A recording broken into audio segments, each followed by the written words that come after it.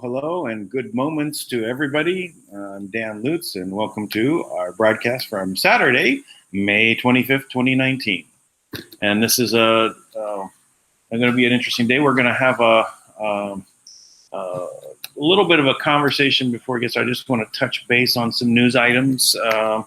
Because this has been the week that things started to unfold, and we're seeing the political wrangling going on as the cabal is starting to see their puppets deteriorate in their effectiveness because of the D class has been announced in a way by saying Bill Barr is going to be the one that's going to reveal all of this information. He's going to be in charge of doing it. And this is them in a panic. This is the word, panic. Nadler was in a meeting, looking white as a ghost, faint even, concerned for him because it's all crashing down. There's a couple of other things that are starting to brew also. The situation in Iran. We have Dianne Feinstein contacting the mullahs there, as well as Kerry and Obama. Why are they needing to contact Iran? It's not their job, especially Obama. He's out of office, especially Kerry. He's out of office. Right? Feinstein's in office, but what does she have to do with dealing with Iran? They don't have any official capacity to do so. They're a violation of the Logan Act. So this is you also have the Iranian leader coming out and saying that he did not support this nuclear deal. So this is actually something that is, how if the leader of that country didn't support this, you have the ministers below him in the government working out a deal with Obama and Kerry, maybe Feinstein, who knows, but to accept all of this money to do what? Cash. Why would they give them cash? Why would that be important for them to actually? They could just type it into the computer, right? So this is something that is that we should be very skeptical about what's going on there.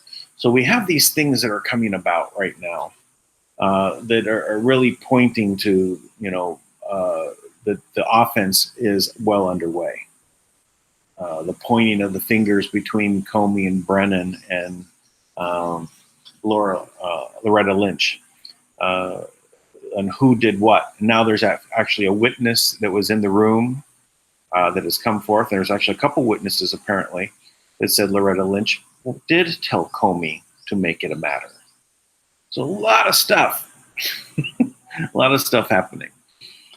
So this is a good thing to really see now that we're right at the beginning of this change, and that we're not going to stay on this particular subject. I just want to cover these things because they're very important to know that this is happening. And I'm going to switch over and talk with someone who I've been interfacing with, Joseph Tanny, who is working with let's say nanoplasma technology. But before I just wanted to touch on these things because I want to make sure that everyone realizes how important that this time is, because we're right now seeing that this is the end for the deep state. It is the start. Now, a lot of them won't be able to see it. They won't be able to see it at all because they are so close to it. They don't have any objectivity. But standing back, we've seen this coming. We've seen the terrain coming down the tracks for a long time, barrowing down the tracks. They're blinded by the light, and they're going to get hit by the train, the Trump train. Woo woo! So this is, again, just the start. And that's all I want to say on that. So I'm going to send a link to Joseph, and we're going to talk about something a little bit different than that. But, it does have to do with energies. And we're going to be looking at basically, in essence, a way of quantum mapping and this nanoplasma technology and how it represents the energy flows. So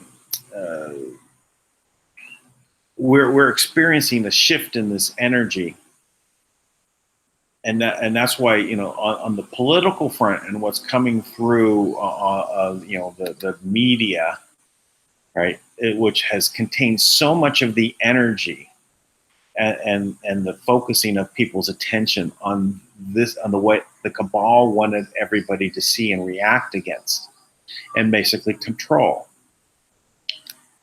That the energy flow is now completely shifted into a mode that's going to basically be the cleanup operation that will burrow through and push all of this deep state negativity out of the way. So when you're looking at this from years down the line, you'll look back and you'll know this was what was going on at this time. This is what happened, and it was started in this month that we actually where the impact started, and it's going to be creaming through for years to come. Everyone's been waiting for this. I've been waiting for this. Tank has definitely been wanting it. It needs to be right now. Well, it is right now. We can see it.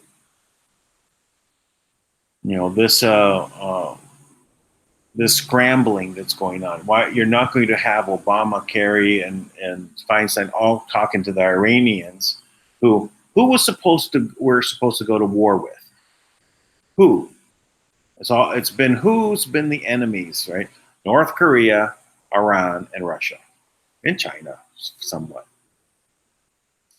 But really, it's been Russia's been the bad guys, or Iran has been the bad guys, or North Korea's been the bad guys. If you actually know what happened with Iran and why the Shah of Iran was deposed, you actually have to go to bloodline families. The Shah of Iran was one of the richest people, man on the world and on the whole planet, person, whatever. he was uh, uh, had all of the wealth, all of the gold. So when you see that this occurred, this incursion, who created the situation to cause the Iran to flip on the Shah? Was it really something that was orchestrated by just radicals, or were they put up to it? Was it CIA? And was it just like North Korea, a puppet state in order to be the boogeyman for the world? If you had no enemies in the world, how can you justify military? How can you justify, surveillance and CIA budgets? They had to have the bad guys. It's part of the craziness of government. Dan Bongino, I was listening to him, and he was talking about, governments are stupid. They didn't. They were talking. He was talking about one bureau of the government. They hadn't used all of the money that was in their budget, so there was a mad dash to spend the money before the end of the year, the fiscal year, so that their budget would be able to be increased for next year. Now, does that make any sense? If you're a business, you say, well, I didn't spend enough money. I got to make sure that I spend more so that I can get more next year. No, it's a good thing that you didn't spend as much money. So when we are looking at creating a new world, a new financial system, a new economic system for the world, right? And we want abundance. Abundance isn't about trying to spend your budget from the last year. I mean, you should be able to roll that budget into next year, right? Something, so that you don't have to go through. And he was talking about what people that you had supposed to have digital cameras for whatever reason, but they said, "Oh, go ahead and buy more digital cameras."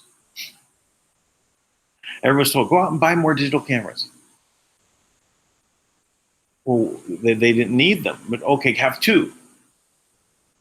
So, stupid things like that, or the other stupid things are paying the $10,000 toilet seat, or the $400 hammer. These type of things are things that we don't really need to. In a system, right, that's based on abundance. Because what I've learned out of the Billion Coin, Kringle Coin, and Kringle Society, and thinking about when you have an abundance-based model,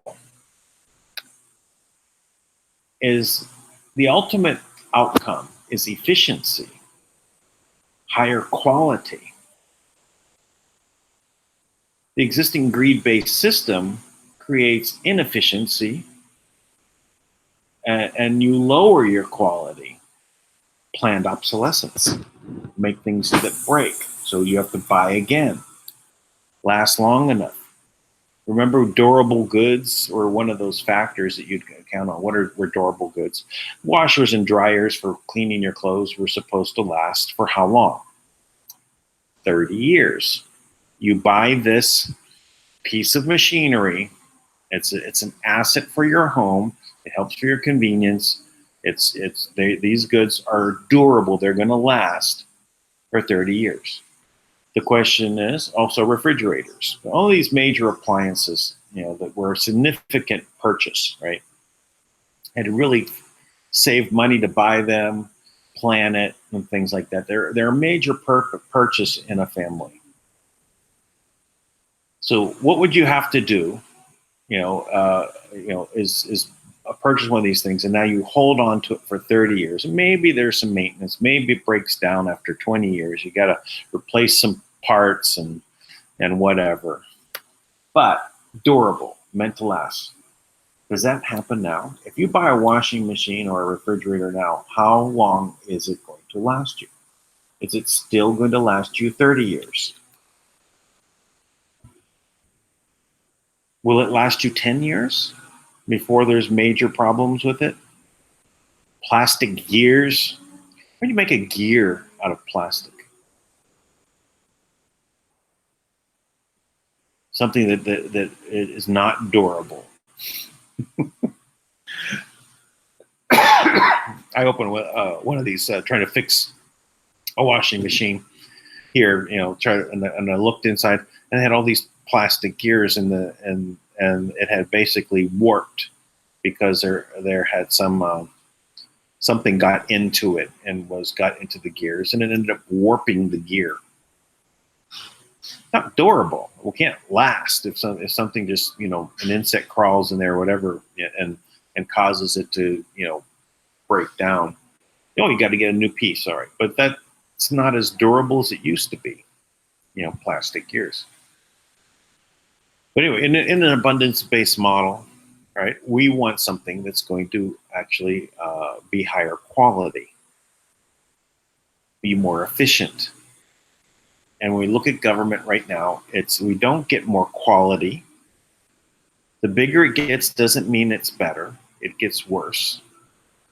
Giving them more money to fix something doesn't mean it actually gets fixed. Usually creates another problem, which they want more money to fix. So we have to rethink how the structure of government functions. One of those things, these agencies that are put together, right? Now, these are, as pointed out, they're not actually part of the government. They're an outside source. They're an agency, or they're given agency over a task that the government wants to be completed. The FBI agency, right? The EPA agency. These are not really part of the government. They stand on their own. They're incorporated entities, and they function. They have a budget, and they have these things. Now, if you hear this for the first time, that these things are really businesses, formed, and they operate, they just have a specific function to do something with the government, you might not think it's a big deal. But you have to put that into the perspective of who owns all of the corporations. And if you know that the countries are corporations that are owned by the United Nations, and the United Nations is owned by the Crown Corporation, which is owned by the bloodline families, you can now say that there is a reason that we don't want that. We want countries, sovereign countries with sovereign,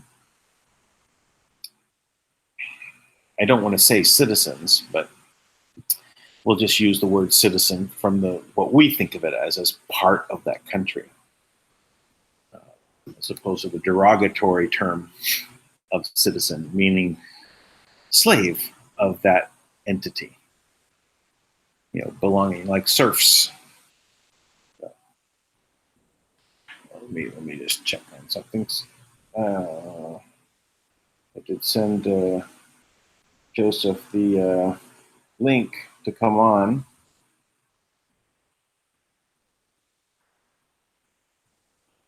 He has the link. He's seen it. All right. We're just waiting for him to jump on here. So I'll just keep going talking about these things. So when we're looking to create something that is of a different model, let's look at what our goals are for our government. Let's not take the easy ones: building roads, monitoring trade.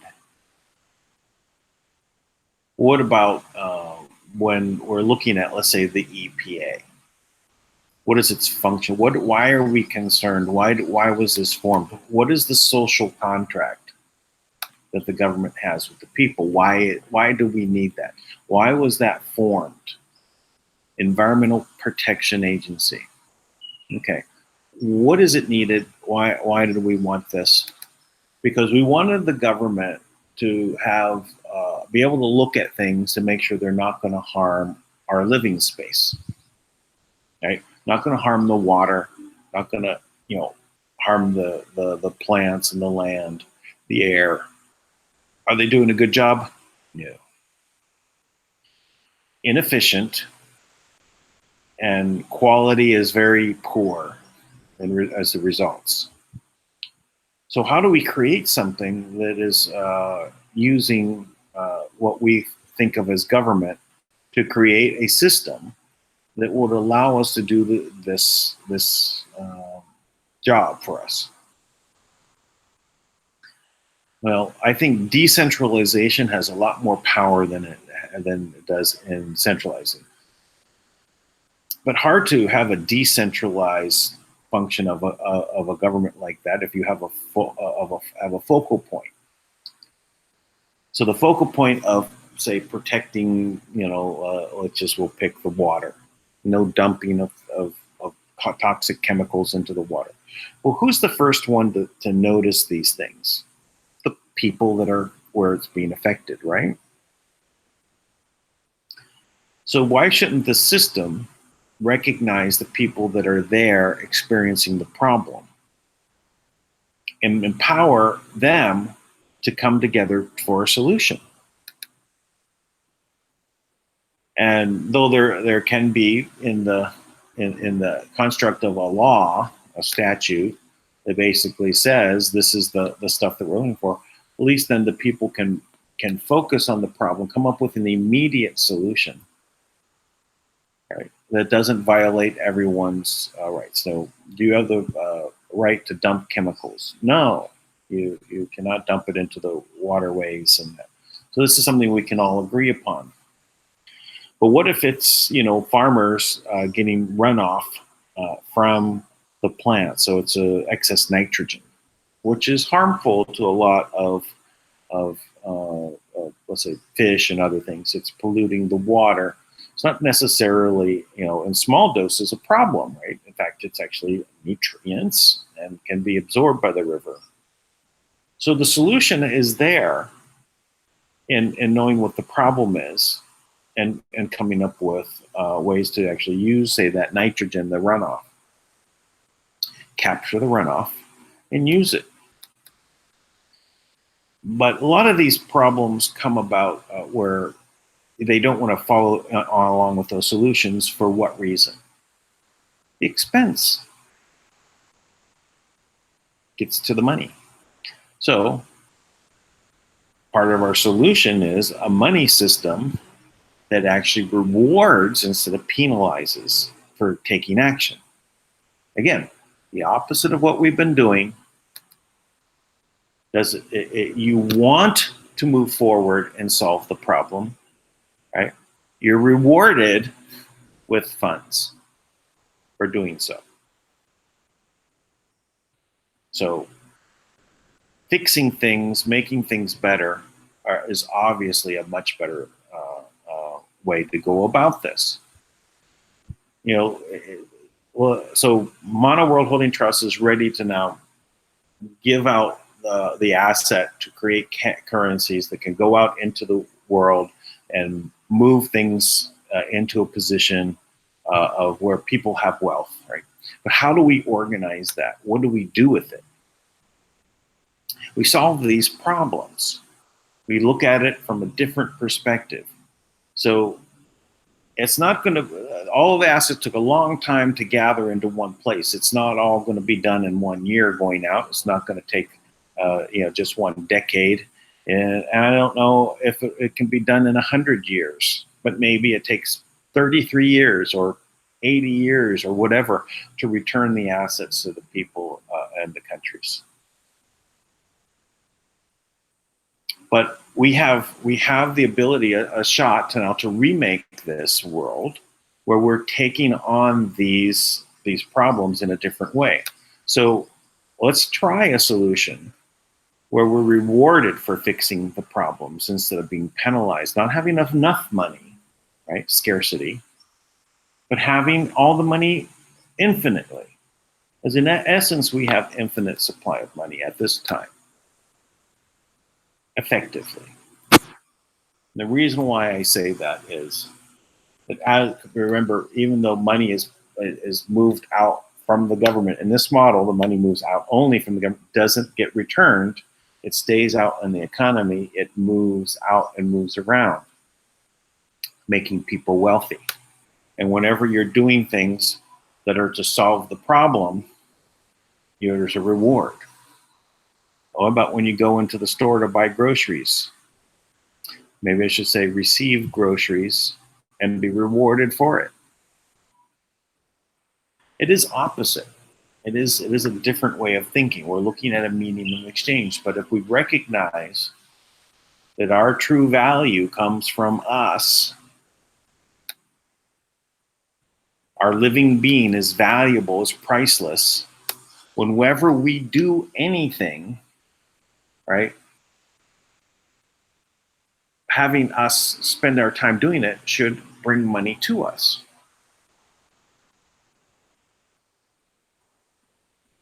So recognizing that one point is that we're the source of infinite value.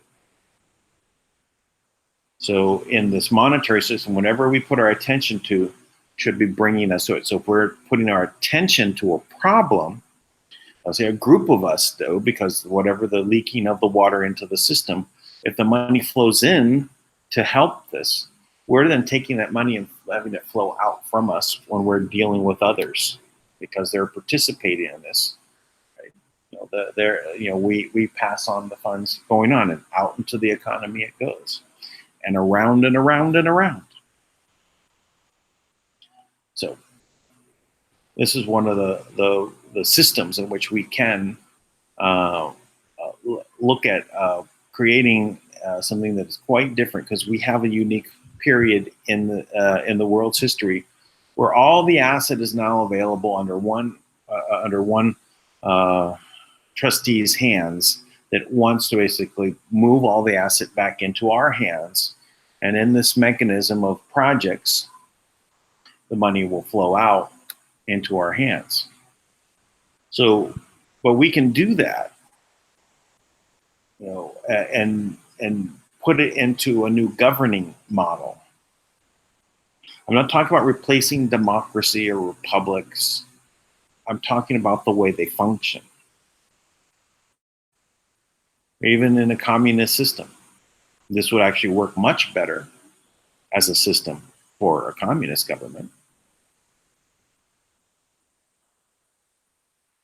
So it's a matter of moving the energies and recognizing the source and recognizing how the flow has to happen to the people. And and of course, it's coming to us, we're going to pass it on to others that we're working with. And maybe we get to try this in Fiji for the first time, right? That'll be interesting. We've got a group of banks that we're working to have just to form the idea of how this can happen. Another abundance model to, in essence, using the existing system, not the new system, but using the existing system. How can we actually have people that come into the bank become wealthy? Well, in essence, by giving them shares of the bank, and as the bank makes money, remember, it's going around and circulating, and it multiplies in that way. The bank's making money, which goes into the hands of the people that are jumped into it. It's another model. I was reading through the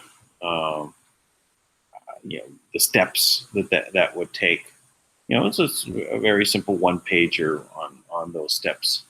So this is just some of the other abundance models we can look at. And we have to develop the bridge to the existing system. We can't create, a system after the other system is gone, right? We have to build the system and make the better mousetrap, right? Make something that works much better. It'll work much better for the governments. The source of all the currency coming out into the system for that geographic region, right, from that country, right? And the more that goes out, the more they have in circulation in that country. We can look at this system for the benefit of the country, meaning that everyone's going to love the country. I mean, right now, who likes the country? Because the country is always putting these rules and regulations. What is one of the main reasons that the rules and regulations are made is to extract money from the people. Just imagine if they didn't have to extract any money from the people.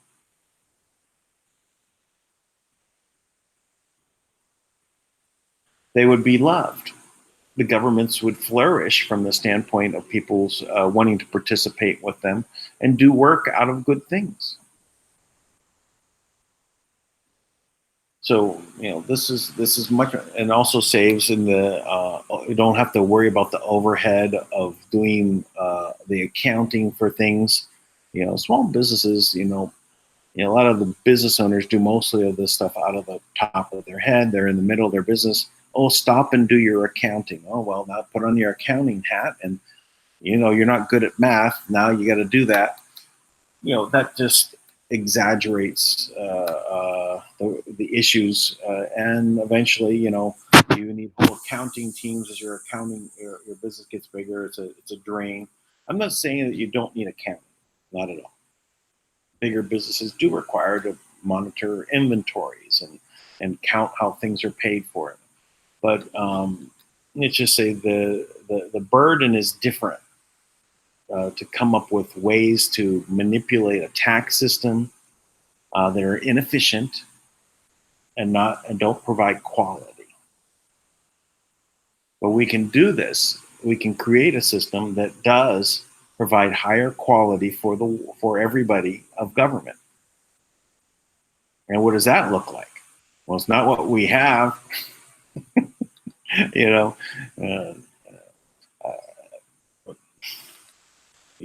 For example, the House is Nancy Pelosi doing this little stunt beforehand to basically give her political cover going into a meeting with her caucus on how, because they all want to impeach Trump because the leadership revved them up for it, right?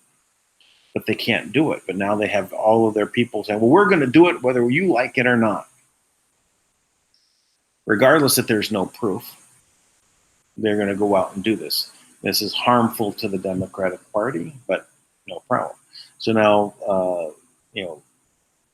we see that $2 trillion in infrastructure is being ready to be discussed by Trump, and Nancy does this thing about there's a cover-up just before the meeting, and then Trump says, I can't work with someone who's two-faced, right? He doesn't work with this this standard in Washington, D.C., where you can say one thing about someone and then turn around and try and make a deal with them. He doesn't play that game. So this is not quality, the way Washington's been doing it. So asking for integrity of the conversation, right? If you're going to do a deal with someone, you're going to have to be coming to terms. And you can't be on terms when someone has a knife at your back, right? At least not equitable terms. Though being coerced into terms is not right. But you get what you're putting out. So Trump turning this around on Nancy, right? And then Nancy goes and stumbles in her conversations to the press and looks bad. Right, she's fumbling her words. Someone puts it into a stream of one little video clip, and Trump tweets it out, fires back. There's the counter counter move, move and counter moves. And then does anything get done? No. So is anything going to come out of the House of Representatives? Anything legitimate legislation? No, nothing of importance will happen because they are playing this political game. They can't give any win to Trump because they know if he keeps winning, they lose. They won't hold the House. You know, a 20-seat pickup in the off-term election is not a big win. Right? That's a small win. There's been wins in 40 and 50 and 60 seats. Those are wins. 20 seats is barely holding on.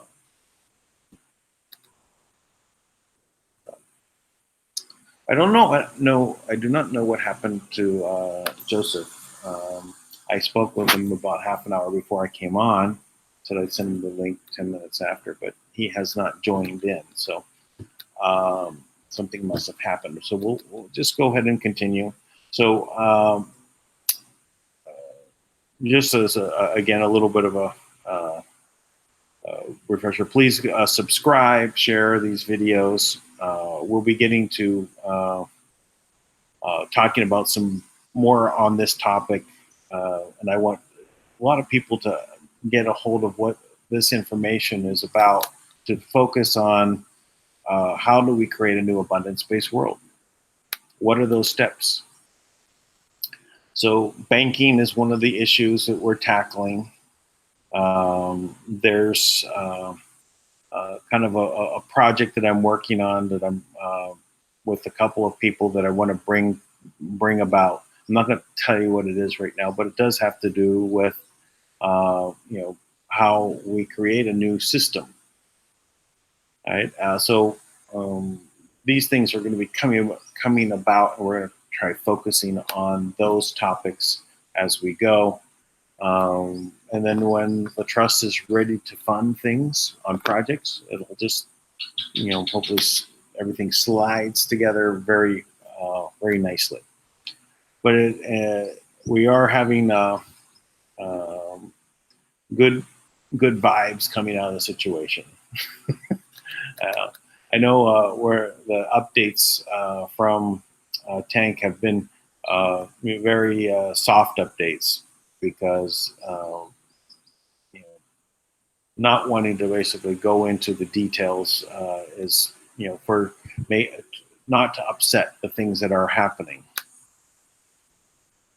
Anyway, on that basis. So, all right. So again, subscribe, share the videos, give the thumbs ups. Let me go ahead and check and see what's going on in the chat rooms. See how things are going there. All right. I will share the link. Let me share the Hangouts here.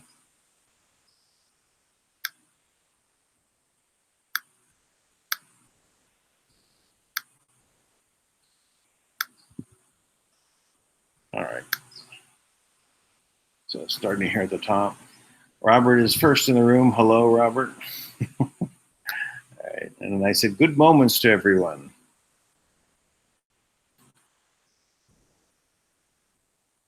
Michael McCarthy is having a problem logging on to Telegram. That's interesting. I'm good, Michael.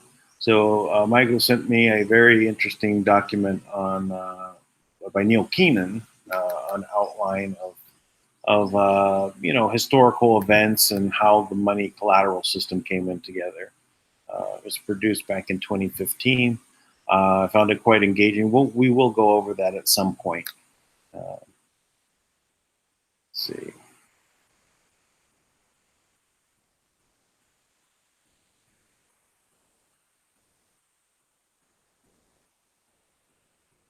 And if you want to ask a question, please go ahead and put a Q in the beginning. I'll be able to spot it easier when I do a scan like this.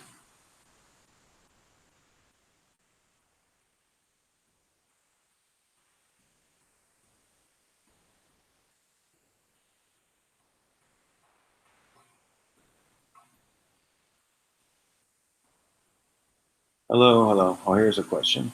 Does anyone ever see their money, or is it just checks, a check or digits? Well, that is a good question. Do you see physical cash? They're trying to eliminate physical cash from the world. They've done it very slowly by the use of cards. Now, in America, it's down to, I think, 2 or 3% cash, right? That's available in the system. Everything else is electronic, moving around. So everybody has a card. Everybody pays by their card. They don't get. There's no need to get change. You have vending machines and spare cash in your pocket just in case you run into a burrito stand or something. Need some, and they don't have a card reader, right? So that's the idea, is to get rid of cash. Now, I am not for getting rid of cash. In fact, I think having paper is legitimate, and we should always have it. Even it may be a little cumbersome at times, but we can come up with other ways of how cash exists. All right, continue here.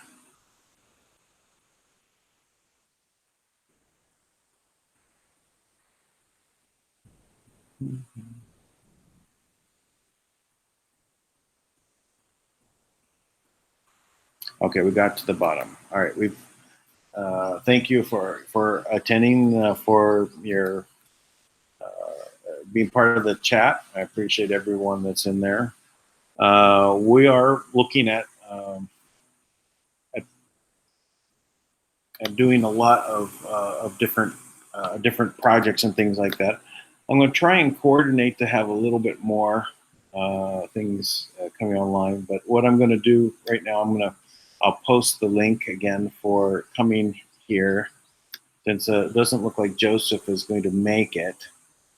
I will go ahead and post this for Tui to join in. So Tui, if you're ready to jump in, you're welcome to come on. And I will also post it in the Where We Go One We Go All.love Telegram group. So you're welcome to join in there as well. And we can talk about what's going on.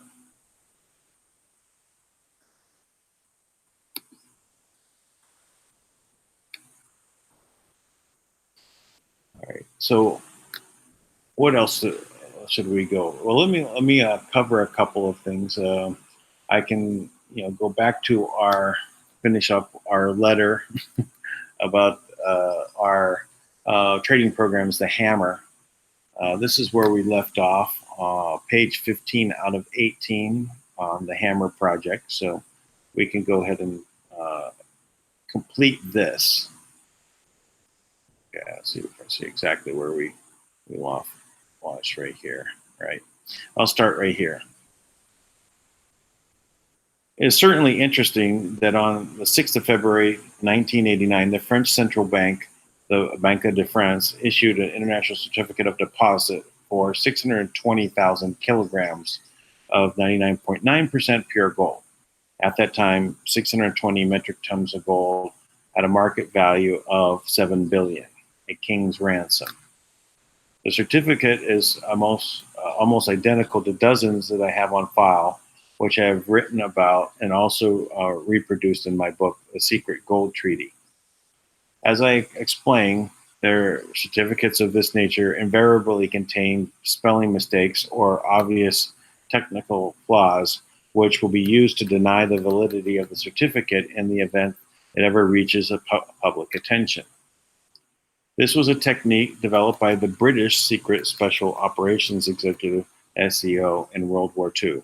SEO agents parachuted into France and elsewhere in occupied Europe and were taught to insert prearranged spelling errors on messages that they sent by radio in the event that they were captured by the Nazis. This would immediately alert SEO that the agent was in custody, that the German counterintelligence wished to use the agent to feed false information back to headquarters. In any event, the Banque de France certificates mentioned above was in the name of Eric Honecker. And the then East German head of state, see exhibits. 6 months later, in a triumph of media coverage, Honecker was ousted from power. A month after that, the Berlin Wall, a very symbol of communism throughout the world, was opened. The reopening was abruptly followed by its complete demolishment at the hands of euphoric public. Germany, which had been divided for over 30 years, was at last reunified.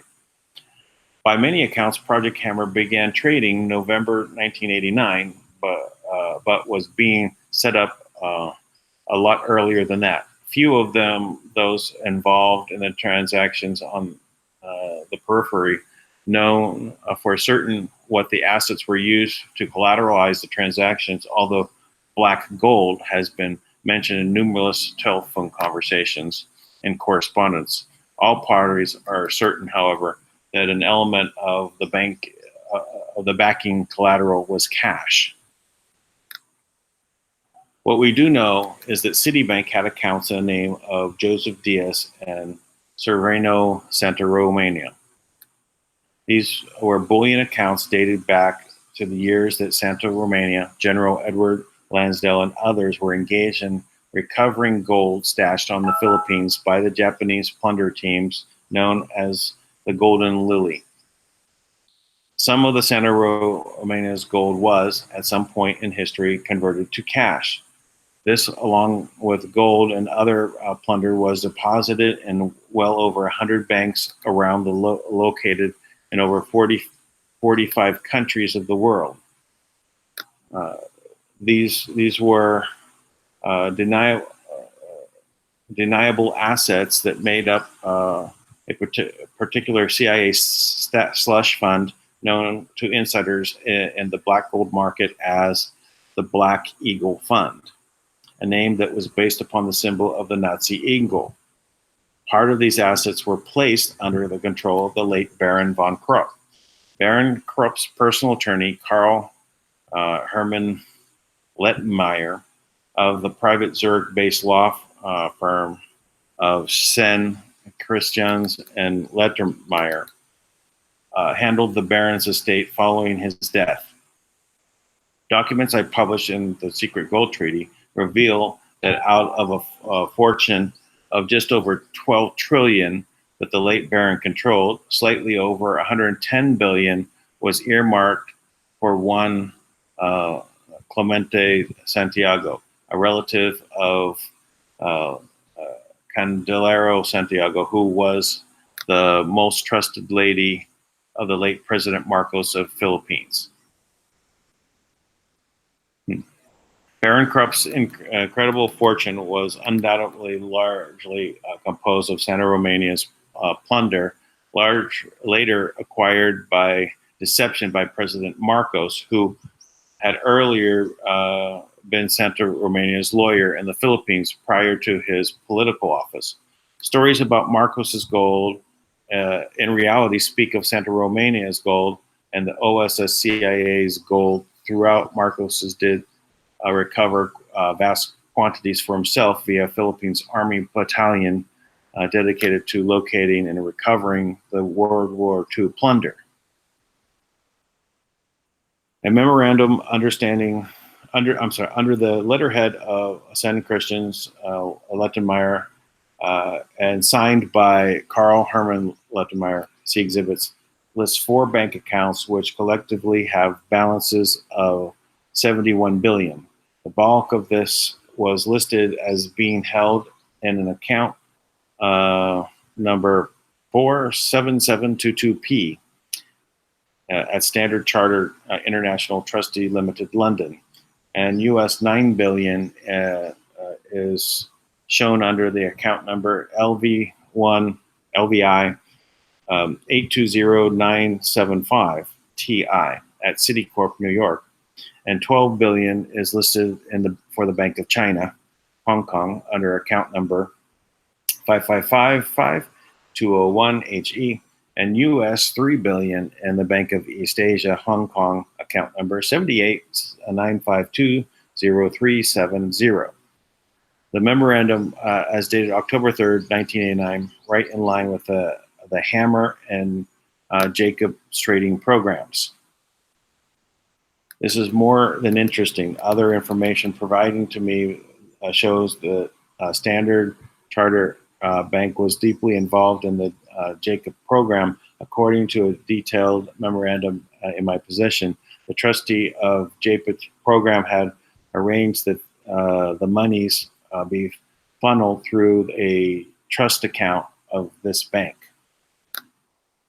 Citibank, according to General Koch and many others were involved, was the cheese behind the Project Hammer program, and that there is this Chinese connection to Van Ruin Eastex International Bank and Van Ruin's Standler's involvement in both Hammer and Jacob. Those are two programs. Okay. All right. The foregoing has merely escaped the surface of what is an exceptionally complex and extensive story. A great deal of further investigation work is required to plumb the depths in order to present the more comprehensive account. Presently, there are more questions than answers. Project Hammer and Jacob, meanwhile, are the only two of many other trading programs presently under investigation by this writer.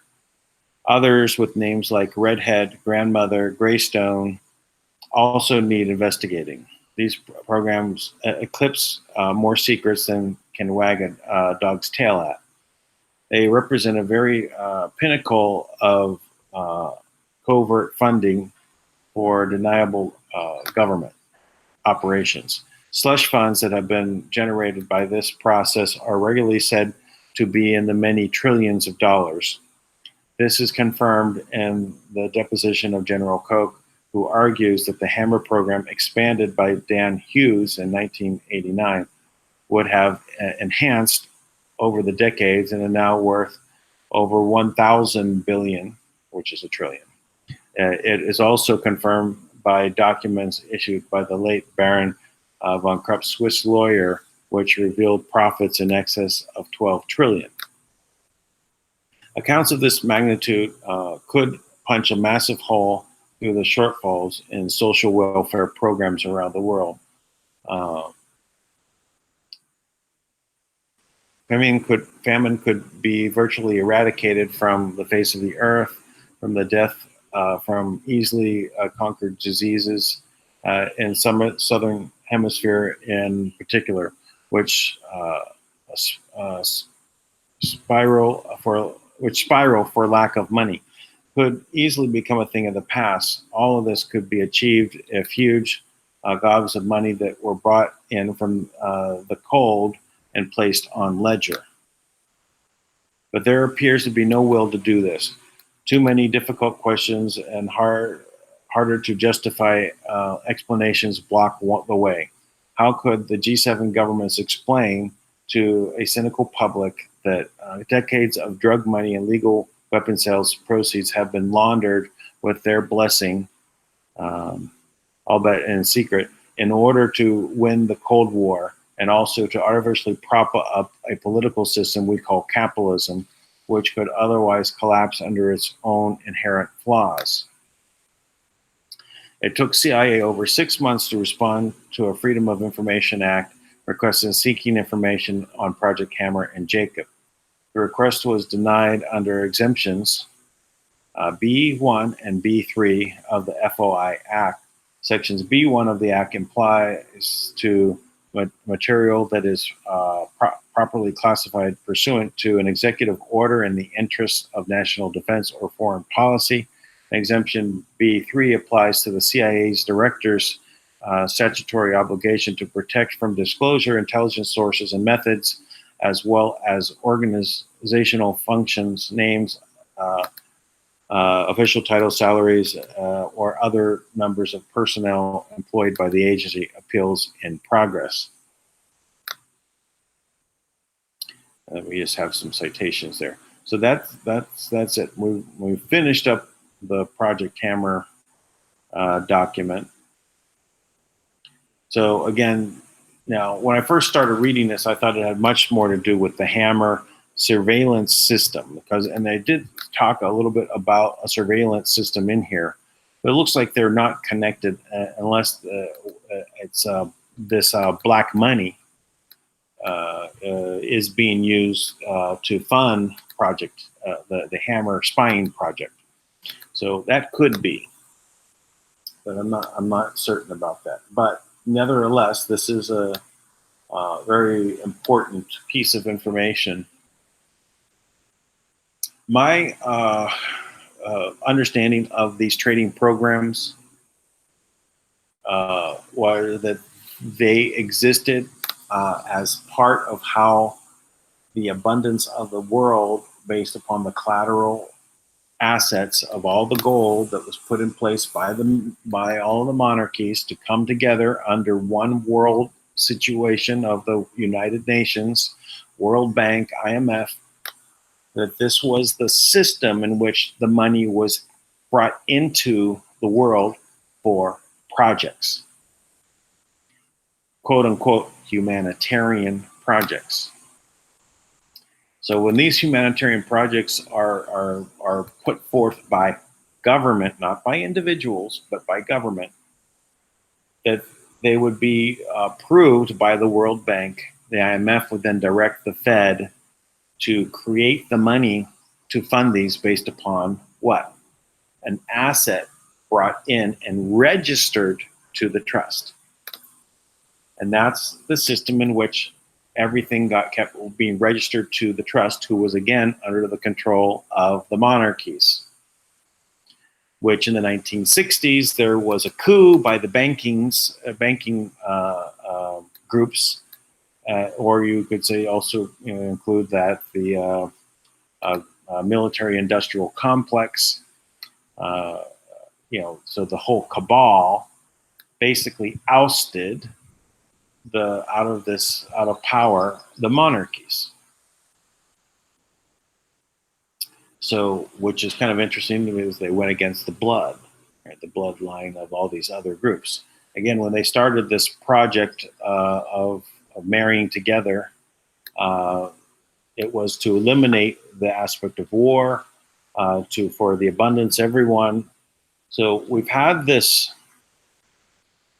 goal of providing abundance for everyone, where no one is lacking for the basic necessities of the world, and everyone has the ability to create and bring forth new abundance for the world out of our creativity. So this has been part of what we've been struggling to put into place for all these years, but we always have this negative aspect that comes in and tempts and uses greed and the pursuit of power as the mechanism to want to get people to go down the wrong path, and then the whole world strays away, all well under the illusion that we're still on the path of abundance. But it just keeps things away. Now we're experiencing, as I said at the start of this, that we are now seeing the offense. That it is just, the door is opened right now and things are flowing out. It's not going to stop for quite a while. We're going to see this as a roll-up, many people being arrested, a lot of things turned upside down, things that you knew are going to be flipped on its over, and you're going to find it's something completely different than what you thought. So we're back on mission to create abundance for everybody. We're back to creating that. We have quite a different world than when they started this hundreds of years ago to create this system, when the plan of the experts was put into place. We now have technology and we can harness it for the good. We have to recognize where the bad is and put things in place to not allow that to happen. one of those foundational principles would be, as I see it on the technology basis, is open architecture and closed source, not open source and closed architecture.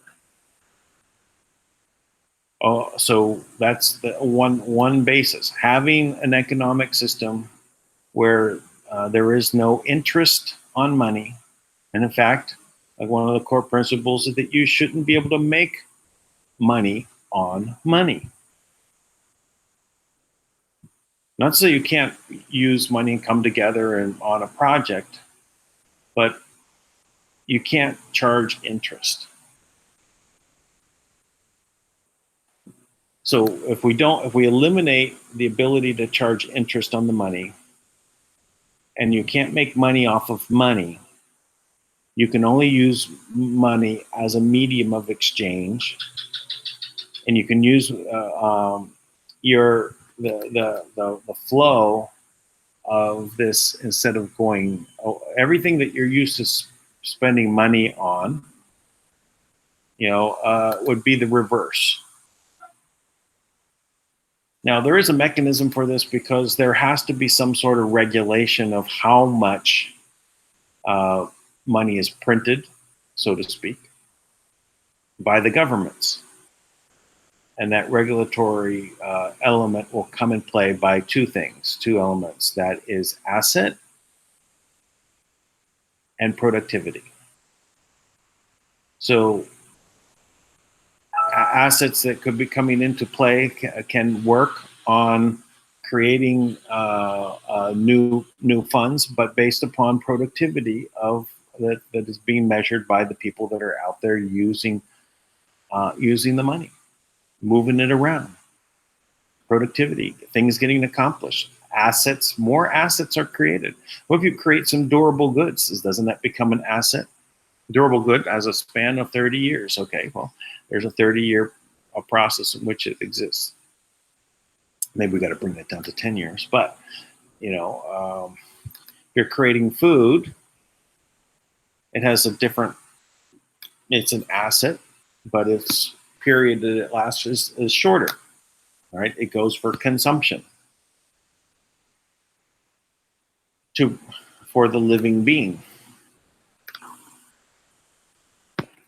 Oh, I see Tui has joined in. Hey, Tui, good to see you. You're welcome to join into the conversation. Hey, Dan. Hey, Rooster, how's it going? Hello, Dan. How are you? Yeah. I'm good. Yeah, we just finished the talk with Tank, the Tank show, the Project Speak show, and we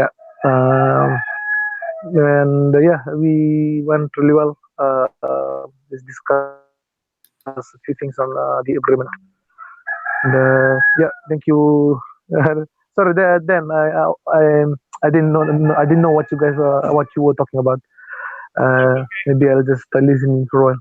I was really just talking about how we start a new economic system in Fiji. Oh, okay.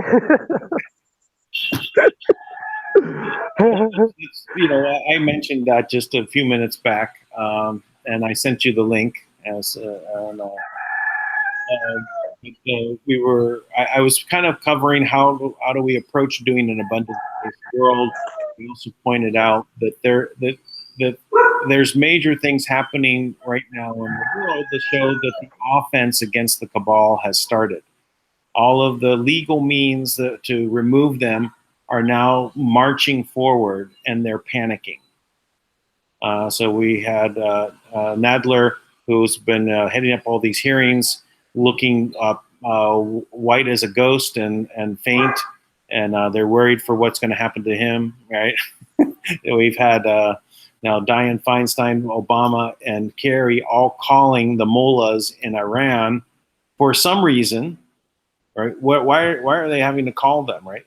Because they don't want to get exposed. We also have the head of Iran, the leader of Iran, the Ayatollah, I don't remember how to say his full title, the Ayatollah currently there, saying that he never supported the nuclear deal.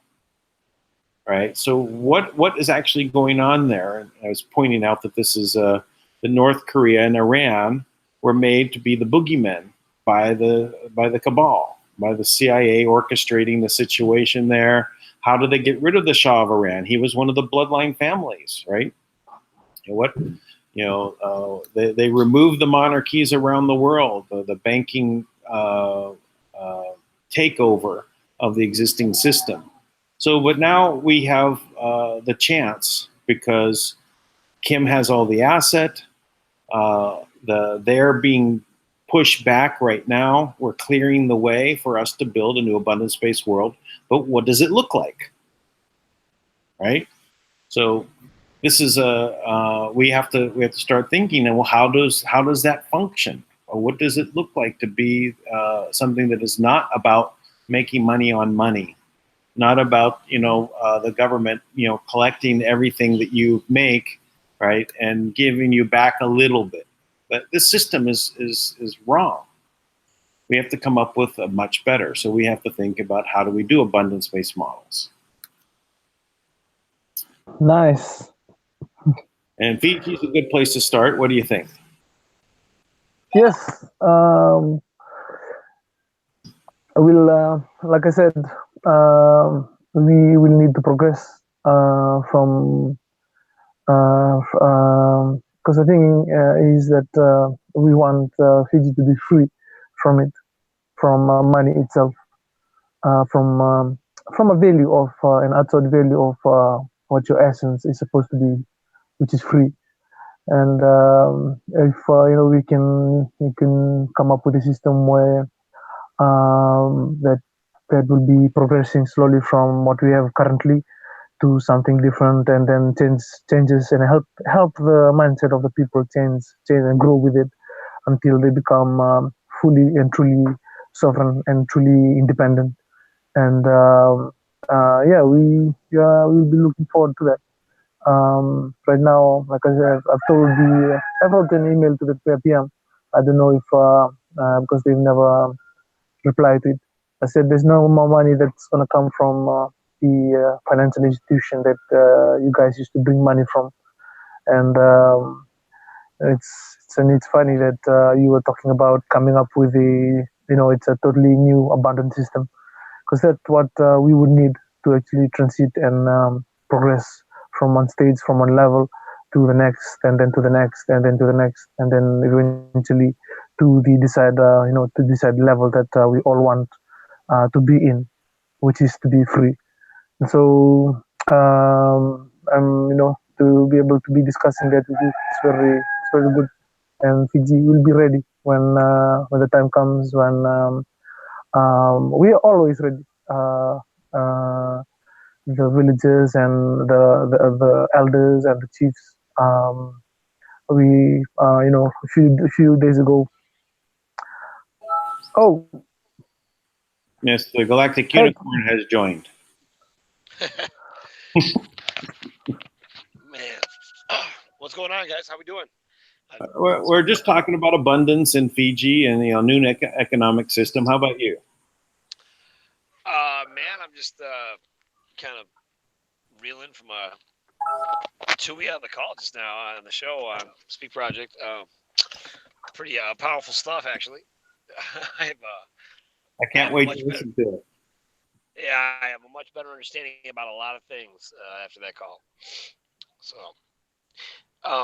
yeah, man. What about what you think about all the politics? Right, everything's jumping off now. Theresa May steps down. D-class documents. Yeah. Seems like the sky is falling. Well, that's how I started. I was talking about we're really at a point where everything on the offense is happening. The change in energy is now moving very fast. Nadler was in a meeting. He was looking white as a ghost. He would almost faint, and then so they're concerned for his health because he can all this pressure coming down on him now, right? Because he can't stop what's coming. Right, they can't stop it. And then you had Dianne Feinstein, Obama, and Kerry all calling the mullahs in Iran. For what reason? Right? And why did Iran actually end up being in the situation, being the evil part of the evil axis, right? Iran, North Korea, and what used to be Iraq, but now it's Russia, right? The trio of evil, right? But really, they were just puppets of the cabal, right? They're all being fed different pieces of different story, Right. And the Ayatollah of Iran is saying that I never approved this nuclear deal. So what was going on there? Why are they so concerned right now? Why are they all running to talk to the mullahs in Iran that they made a nuclear deal with? Right? Give all this cash to. Right? They say, well, don't tell them what we were talking about. We got to keep this under wrap. They're all exactly right. They're trying to hide it now. Listen, remember that whole thing when I had you sign for lunch? That was actually a nuclear deal. It's how did that go down? So my whole point to start it off and talk about this was that energy shift, and really focus that this is the time that we really have to create a new abundance-based world. Kim has all the asset under one trustee, wanting to bring it back into the world. We've got now a shot to rebuild everything in a different way. And what does that look like? We shouldn't make money off of money. So no interest on money. We should, governments shouldn't be in the business of collecting everything from you, right? They should only be giving money to you. Right, it should flow out, and then there is a feedback of productivity and asset that gives authority for printing more cash to the government, and the government will look in a very good place. It will increase the quality of things. It'll increase the efficiency of things. Anyway, that's kind of the things I was covering before Tui came on. Yeah. So what sounds good? Yeah. So what's so you want to give me a recap of what's going on in Fiji from your Fiji show? Yeah, it's just the current situation I mentioned on the show that we going through a lot of changes. The money that is not coming in. I tried to reach the AG, or the Attorney General, and he was busy keep doing the budget for the next year. And so I said, okay, good luck. Good luck with the budget. The budget right now is 1.4 million deficit. That means they still have 1.4 million to actually run the government until the previous budget comes into end. Then they start with a new one. So that 1.4 billion they don't have. It's not coming. Which is not coming from any financial institution in the world. And I'm just waiting for the people to stand, and for them to actually stand up for their rights. Yeah, the current, it's the same thing that's happening all around the world. In Fiji, people have been threatened by losing their jobs, but they're not getting paid. But they've been threatened, if you go on strike, you will lose. We will terminate you. And they are stuck in the dilemma with whether they should stand up for their right and lose their job, or just take in not getting paid and just be quiet about it and just keep going with life, and can't pay for you can't pay for your the food on the table for your families and all that. And so that's part of the source that can actually come up with or the source of change that people have to come up with. We'll see where their what can I say this, their patience, or whether they can be patient and believe the government, or whether they can see the truth and stand up for their own sovereignty and be able to fight for it. And I know as we go here in Fiji, as we do this, as we are moving forward, the preparation of the Manna World Holding Trust will also go through with it. And as soon as the right time comes in for the working together, we'll be able to implement changes and try and come up with a solution in a very accelerated or very swift manner. And so I'm looking forward to that point in time where all these things comes together, and we'll be able to stand up together, heal our country, heal the entire, the whole world together, and come up with solution and come up with systems, abundant-based systems, and come out with changes that is progressive and will be able to just not just change but help people to learn about their sovereignty. So yeah, we currently are facing that and having that in Fiji. And if this project comes through, as if the preparation by the trust is ready and project funding is on, we want to make sure that we are ready for it, and we want to be ready to technically stand up and become sovereign. And looking forward to that.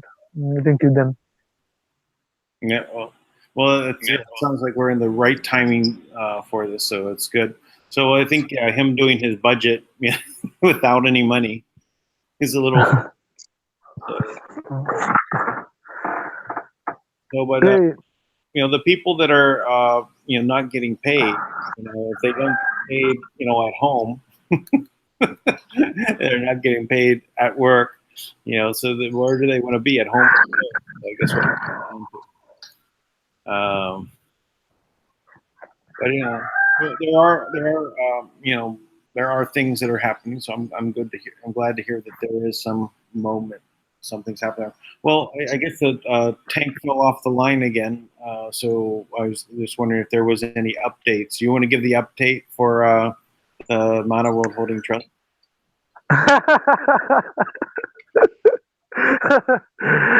Sorry, Tank did an update on something that's that affected the trust just a few days ago, just a few hours ago, and their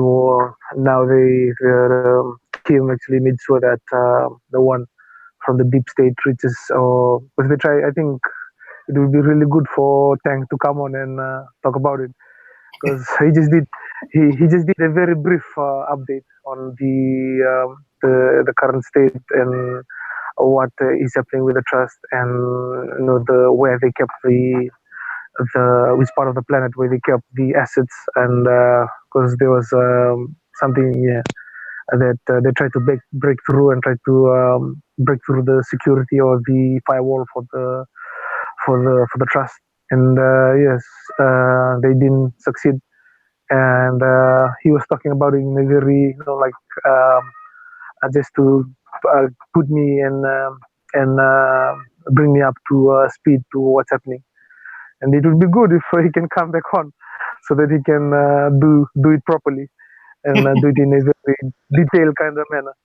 Yeah. So you don't want to give the update, all right?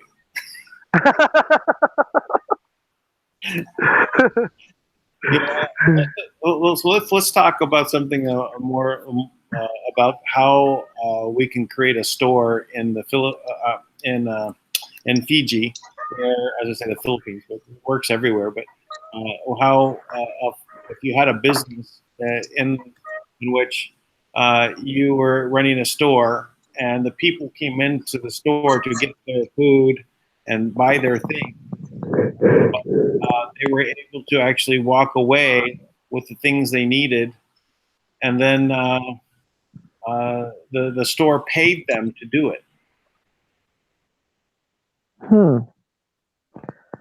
Instead of you paying those items, the store pays you. I see. So it's a reverse, right? So you're reversing the situation. So the people have the value, right? So them to participate with the store, they come to that store. The store has the honor of giving them money to come in and pick up those things. Nice. So it would be like the receipt that you receive from the store will have value. Yeah. So the receipts. Yeah. So something like that. Yeah. You basically will be told how much is deposited in your wallet. So now the owner of the store, he has to buy I new see. things to put on the store shelf, right? So he goes to his supplier of all the things that go in the store, Right. and then the supplier gives him money to get those things, right? And then the supplier goes to the manufacturer, and the manufacturer gave the supplier money to get those things. And the manufacturer, how did he manufacture, right? Right. He made something, right? It became something of value that could be generate money. So the system pays him money for developing the asset. And that money he moves into the people's hands who come to him to get the products.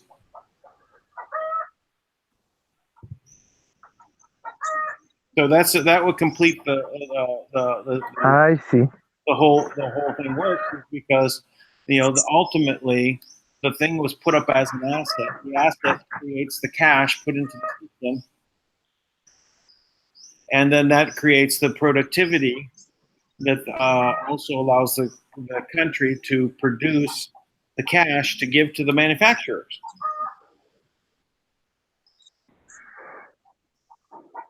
So it is a new way. Now, it's going to be a little difficult for people to think about this in the beginning, right?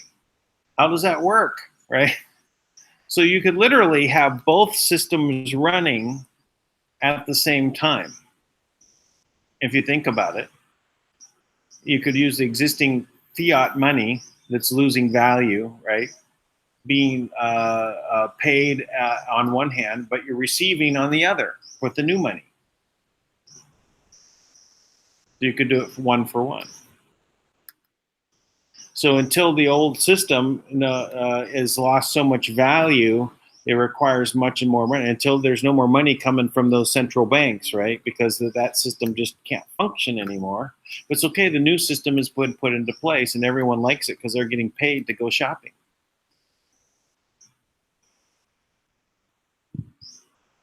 So anyway, this is just one of the ways to think about this in a new way.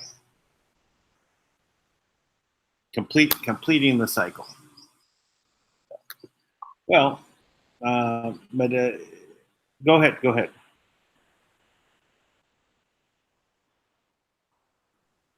Yes, indeed. Indeed. All right. It's I've in Fiji Indeed. so it's we have a system that's already running right now. That's not very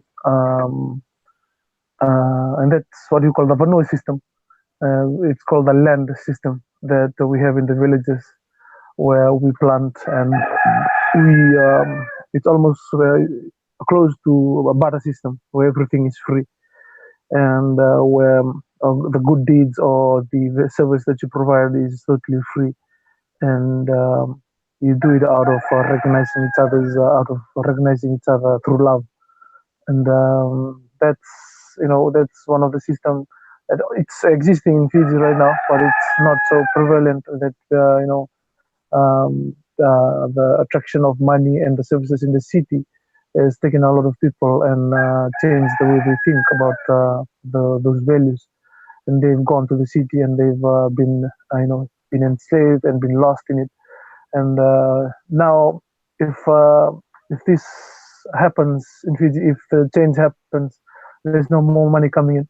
We'll be able to bring that up again and make that into a very just like what you're talking about, like how we can come up with a way to reverse the whole. Instead of going this direction, money has to go backwards from the shop to the people that are buying. Another probability will just be free. We create services and our services become value, and the value comes out of how how it's how it benefits the people as a whole.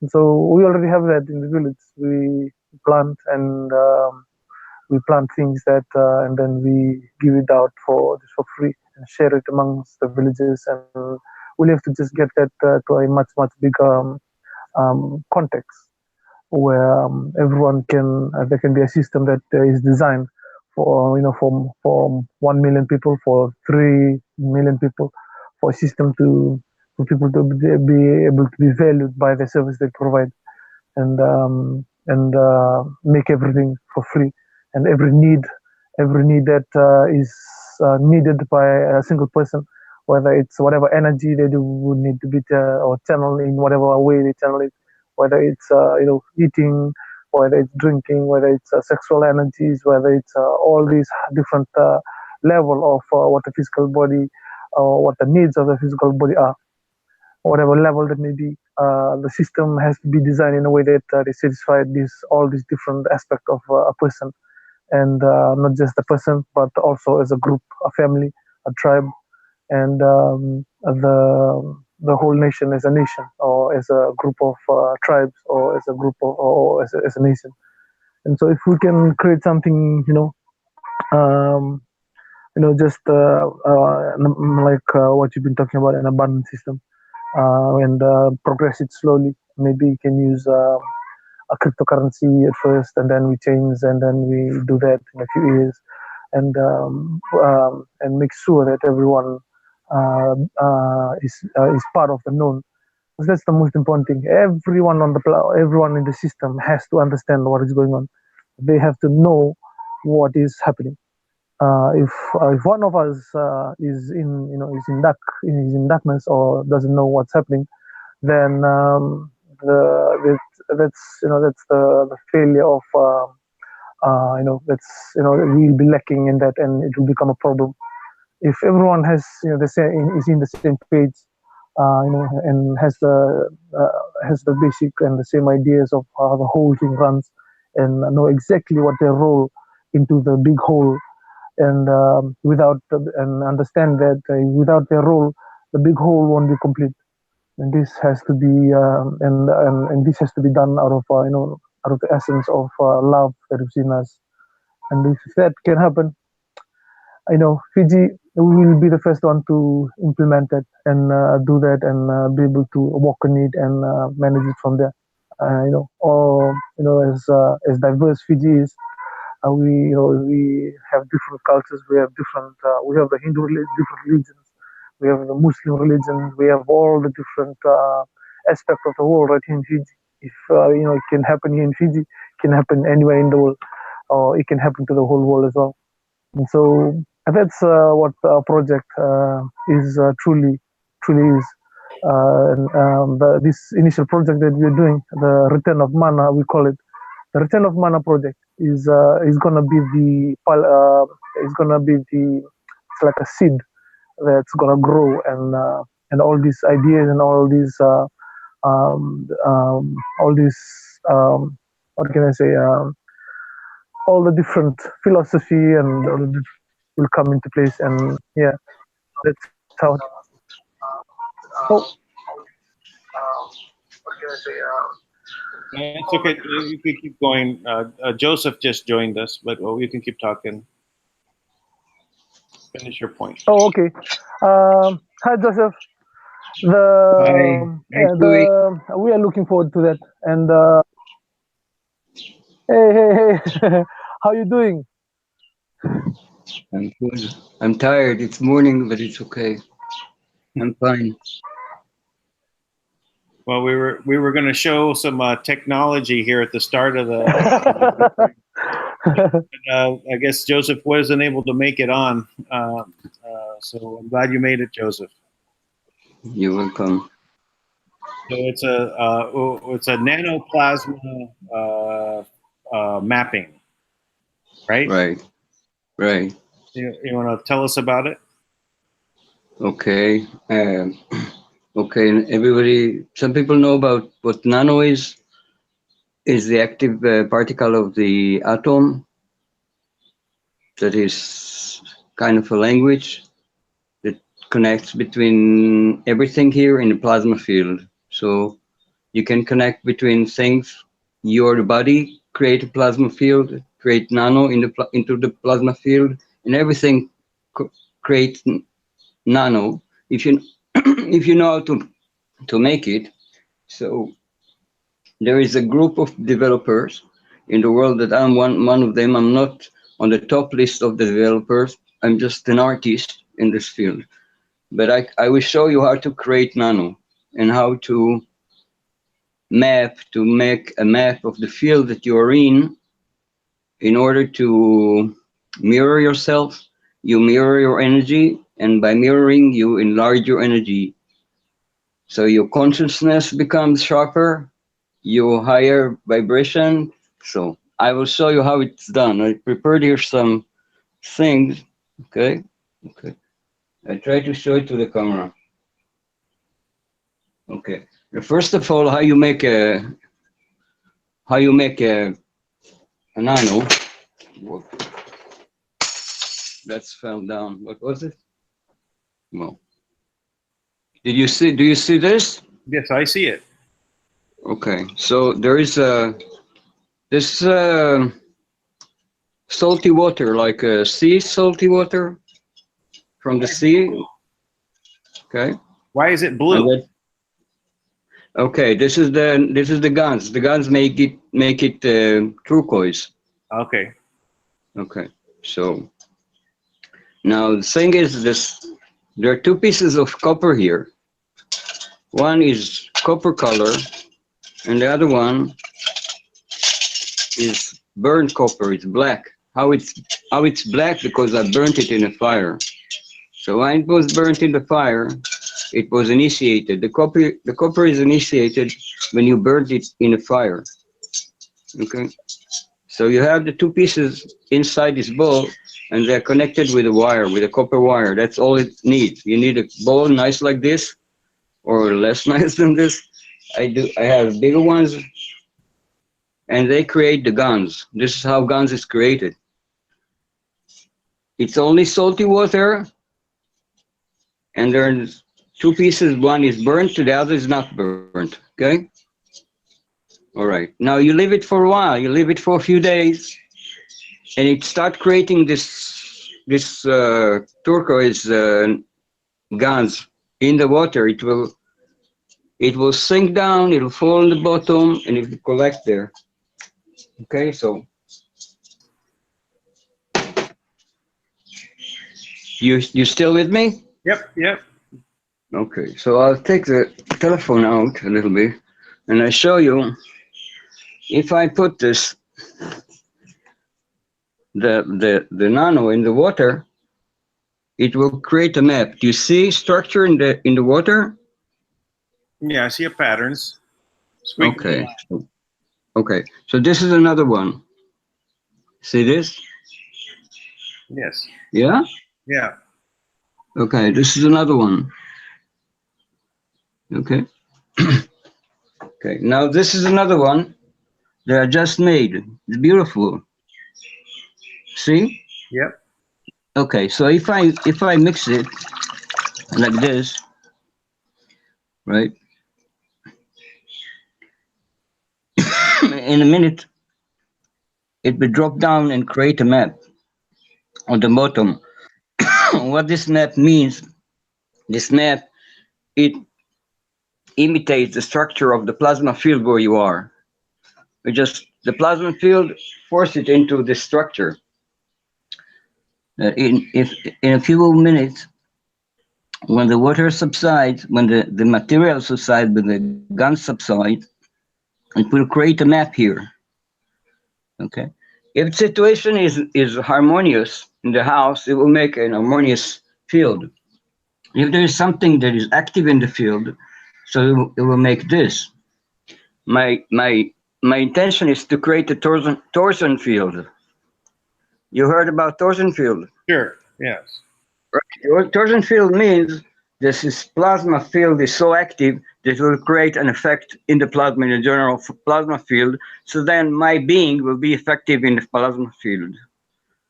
and I'm doing work, and if I'm doing meditative work, and if I'm doing conscious work, it will affect the whole plasma field. I will not need the internet to connect and tell everybody. It will travel, right? It will travel through the plasma field like an artist once. They used to write books, write poetries. Now it's not so popular, maybe. So instead, we're doing this. This is the first one that I made that happened to me. Right? It's a little bit. Oh, I see. Yes. Yeah, but it's a shape of a heart. Okay. To enforce it, to make it stronger, I have all kind of things that will initiate a plasma field. Like this is a magrav. This is a magrav.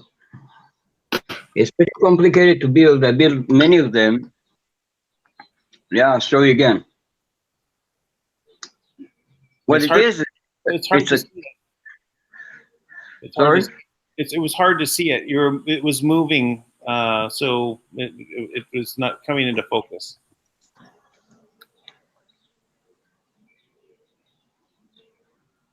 You see anything now? Yes, yes. Okay, so the thing is that the electricity in the wire, it goes in the direction of the wire. It's something that most people don't know. But the electricity, when you bend the wire, the electricity will go in the direction that you bended it. Okay? Sure. Okay. Okay. That's just So a pathway, yes. when you have, Gonna sorry? It's a pathway. Wherever you bend it, it's going to go that direction.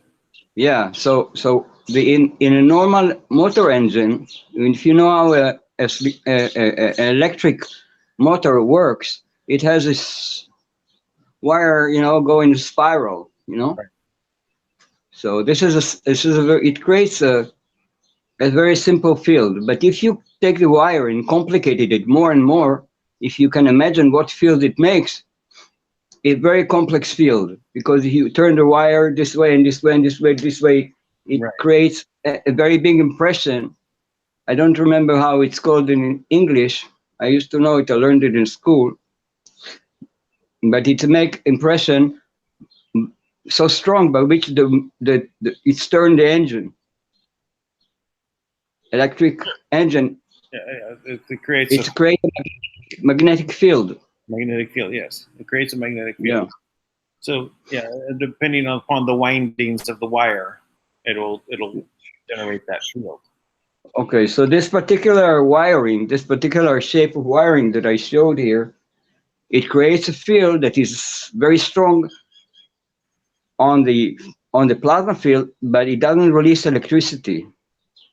This is if it was open, I could touch it in my hand, it will not electrify me, because electricity is kept inside this structure.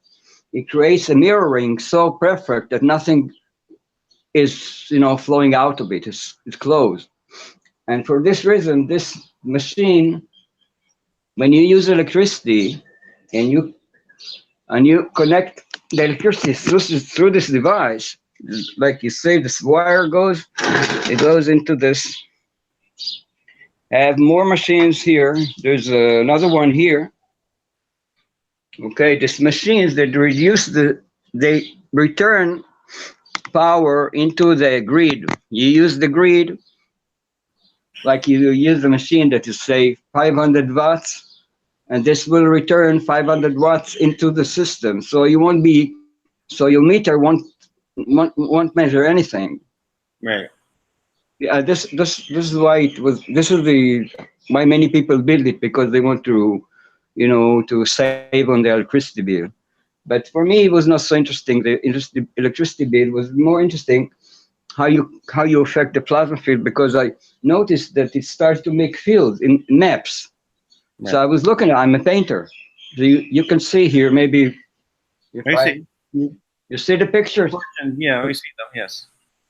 So they are inspired by fields of the structure that I have here. So I developed it more and more with myself, and the more I developed it, the more the machines reacted to my development. Okay. So the machines start to make maps that are more and more developed. In terms of energy, it reached to a point where it created a torsion field. It has just happened about a week ago. I'm working with this like 5 years. I'm not steady on it. I'm more painting than doing this. So once in a while I play with it. But every time I saw that the map developed, that I get like this one, that this map is actually is showing a torsion field if you look at it. Yeah, right. I see it. Yeah, it's looking down from the top. Yeah. So like through the donut, looking through the hole. Yeah. So it's just to make the guns in the ball. Put two a piece of copper. One is burnt, the other is not. Connect them with a wire, and leave it in a salty water for a while, and you see this guns is gathering in the bottom of the ball. If you leave it 2 weeks, you get maybe half an inch thick. That's a lot. Wow. So then, so then you take it out like I do, and it is necessary for my plasma devices because it activates the copper in these devices. I need them activated. They activated. If you look at the phonics dies in the fire and rise from the ashes, right? Sure. Yeah, the phoenix. Phoenix, yes. The phoenix, right? So when you take copper and you burn it, what you get is a black cover on the copper that is it insulates it. Maybe insulated, but also this black cover is meaningful in a sense that people call it initiated. They say copper was initiated by fire; it was burnt. Yeah. Okay. It's another form of mineral. So I wonder, what is the material that's forming at the bottom? What is it made out of? Is it made out of copper? It is copper, but the copper doesn't lose of itself. The copper release into the water this GANs that is the active particle of the atom. You don't lose atom of the copper, but the atom creates, because they were initiated, they create this GANs and it drops. You can try it. You'll be amazed. So what happens if you were to you just had both of sides blackened? What would happen? Because the reason why there is a different charge, there is a different charge between the one that is burnt and the one that isn't. So there has to be a current. Yeah, in fact, people make gas. So the salt water will act as a way of carrying the current. Right. It will carry the current through the water, so the salty water. Yeah. Right, and then you'll have the nano sinking down there, and you'll have a nano. Now with the nano, you can do a lot of things. People, for example, like I do, we help our plants. The plants are very, if you drink it, if you take just ash from the campfire, and you put it in water, in sweet water, for a while, it would create a layer of amino acid on the top of the water. This is how amino acids are created. This is what plankton in the sea is the beginning of life. Yeah, it starts from plankton, but it starts actually from this burnt ash that you burn. So this burnt thing, it creates amino acids. Now, yes, the scientific people of this, they know exactly each formula, which amino acid is created by just plain ash from a tree, from a wood, and what it creates when you burn copper, or what you create when you burn gold, or what it creates when you change the shape of the copper, like this, or this. This is the symbol of gold. This one. So if I pass electric current through this. It will create this. It will radiate gold into the plasma field. So so how much gold have you created? People create gold. People create nano gold, guns of nano of gold with this, and it acts. As much as I know, I'm not fond very much on gold, but it creates something that is, by tradition, what gold will affect anything. It will purify. It will add a higher level of frequency to everything. If you paint something with gold, it looks, fantastic. Yeah. So people make guns of gold. People make guns of copper. Makes guns of anything, including fruits. Everything will create guns if you connect it to a certain low charge. So you'll see people are feeding on this. People are feeding on this machine because they resonate the frequency, say, of a potato. You will make guns of a potato. You will connect it with the wires to the one side. You put a copper, on the other side you put a potato. You'll have the potato creating its own nano, right? So people, and it is effective. It affects the field where you are. So people started to feed on the field. Many people in this industry are not eating. They don't eat. They feed on the field on the field. It's like breathers. The people that live on light, or people that live on love. This technology, it increases your ability. If you are inclined to anything emotionally, it will carry it further. It will triple it. So you find yourself, because Nano is active, that is active in fifth dimension, that it is taking you from one point in life to the other point of life. It's like a good book. So, right? When you separate it out from the salt water, then you use it as a fertilizer. You can use What people do is they take it out of the salt water, put sweet water, or they dry the water out, and they keep only the powder. If anybody searches in YouTube, GANS, GANS, vegetables. So they find people, they feed on vegetables, on initiated vegetable frequencies, how you call it. Okay. I don't know what to call it, but it would be, I see how you're adding active minerals like copper and things like that, which are, you need to have organic minerals when you're for your body. It's not about your body needs iron, but it's not about eating iron, right? The old cereals, they used to say iron fortified. They literally put iron in the cereal, and that's not good. No, because it has. No, this is not iron. It's the active part of the iron that means that if iron stands for strength, so you will be stronger if you feed on gas made of iron. It won't be iron, but it will a little bit in the water, and it will create the amino acid that comes out of iron. Right? I was just thinking that that's just one of the minerals that people look to get is iron, right? But if you need copper, you need gold, so you could do this with any of those and activate that mineral for in a vegetable and create it by using it as the fertilizer for that particular vegetable. You know what vegetables are best? I mean, do you have any idea about which vegetables are the best to use this for?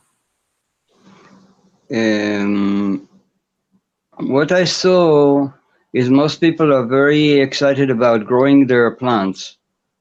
So they will water the plants with water that has a little bit of this inside. And then you have fruits And then you have people that that are somehow they wrap the vegetable, the fruit, in a nylon bag or something, and they put it in the field inside, so they have the effect of the field on this vegetable. Yeah, it behaves like a relationship. When you have something next to you and it affects you in this way or another, you have this plant or another next to you, have this person or another next to you, so they affect you in a certain way. This plasma field imitates exactly this. So it will enhance your relationship. If you are in a relationship, what kind of relationship? If you in a troubled relationship, you'll have more troubles. But it will enhance, the relationship that you have if you have this technology, in your house, even if you deal with it. So what effect will it have when it is affecting you? It will advance. When it's the fifth dimension, it will advance. You want the currency reset, whatever the RV to happen, you want this or you don't want that. This allows you to see the result. This allows you to see 5 years in advance. So when you see 5 years in advance, you can look in retrospect from 5 years in advance, and you can see what you should do now. This, you understand? Yeah. So it's helpful when you want to see progressions. When you want to affect progression in this or another field, when you want to see progression, you yourself will become progressive in the sense that you are progressive in your nature. When you are progressive in your nature, that means sorry? As I said, which particular mineral is best to do that with? What I use the Himalaya salt. This is it's a kind of a pink salt. Yeah, from the Himalayas, yes. Yeah. So I use good salt. That's enough, and then you can wash the salt out, and you have only the gums left. The salt washed out. And sometimes I use the water more than once. So what do you use as a filter? I don't. You don't use a filter. You just let it evaporate, but doesn't it leave behind the salt? Just when the guns, is on the bottom, Mm-hmm. you can easily pour the water out. You pour the water out until you get to the powder. You'll have powder, on the bottom, and then you add sweet water to it, or you let it what's left of the water you let to evaporate, you cook it on a stove. Yeah. What do you mean by sweet water? Just from the tap. Okay. Or I just make sure you didn't put any sugar. You said sweet, so. No. Oh, sorry. I'm just checking. So, you could if you had something that was this high and it was all at the bottom. If you slowly dripped water in at the top, the water would disperse, and not what was at the bottom. You could do that. What I do is I say I have this here. See this one. Mm-hmm. So there is guns gathered already in the bottom here. There's a little bit, maybe quarter of an inch gathered in the bottom. So what's easier than to just spill the water? I spill the water and I have it still stuck in the bottom. Mm-hmm. Yeah, so it's easy to separate between them. It's not complicated. And then you add sweet water to it if you want, or let it dry so you have it in powder. Got it. And then you have actually nano of copper as a powder. I got it. So I see that the wire that you have between the two is always hanging outside. Is there a reason for that? It's hanging outside. It just the wire just connects between the two. It shouldn't be in the water. That's what I'm asking. So it shouldn't be in the water. No. Because otherwise, that's the circuit. They won't be different. How would it create different. It takes the difference in charge between the plates, Right. Yeah, and it moves between here and make a circle. I got it. Got it. All right. Yeah. Well, that's fascinating. So you can use this for nutrients for plants and for yourself. You can use it for time travel. You can use it for time travel. Yeah. Time travel, it makes in glimpses. You see glimpses. If somebody was traveling, they would know that it comes. It's like a prophetic vision. So you see it and you know it will happen. It's somewhere in your future, in your past. So you start to time travel in the sense that your body becomes acquainted to the fact that, for example, when you're 5 years old, you can imagine yourself older. So It, we have in our third eye, we actually gather magnetite. oh yeah. Yeah, so part of our biology is when we're absorbing nutrients and there's minerals in our body, the mineral of magnetite literally travels to the front of our third eye. So this will act as the kind of your antenna, right? So I'm just wondering if the minerals that you're ingesting are making its way here to kind of tune you into the future to get those glimpses. Yeah. Just a theory. Yeah, I can say one tip about this. That people, when they close their eyes, they see imaging or something, they should take it seriously. They don't just say, "Oh, I saw a face. I closed my eyes. I saw a face." They take it seriously. There's somebody that is showing himself to you. There's a contact in that. So yeah. So just to pay attention to the small things to enlarge them, because when you pay attention to them, you'll see more of what there is in this picture. It's like looking at a painting. The more you look at it, the more you find visions in it. You find deep depth in it. You start to see a whole scene. When you look at it more. Yeah, but so I agree that it helps me to understand there is a metal. You say actually a metal that is gathered here in the third eye. That's what you said. Yes. So All the metals. Yeah, the magnetite. Yeah, the magnetite. Wow. Natural frequency. The same thing happens with dolphins. Okay. They use their echolocation stuff. They actually gather magnetite in the frontal lobe to help them as their sensor. Yeah, the thing to know that you are alive, that is, that you are alive beyond time, that you are alive to infinity.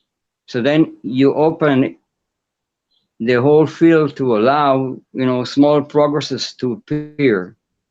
Because if you say you're short-lived, and then you won't see the particles in the progress. Now to know that you are progressing, you need to recover some faculties that you had as a child, that you were not limiting yourself with imagination. So you can connect this technology to this. You say, well, I want to develop my imagination to have an ability to see. Like Tui, where are you? You want to see the future of Fiji. Right. So yeah, so it helps. Yeah, it helps to allow yourself to do strange things like this. Yeah. My background is engineering, so I always try to see what the mechanism is, what's the connection to make things happen. So that's yeah, my me mind. too. Me too. I have this capacity to imagine structures. So it's important in physics and mathematics. I'm good at that. But the basis of it is my ability to imagine structures, the structure of development, not only the structure of a house, of machine, but structure of development.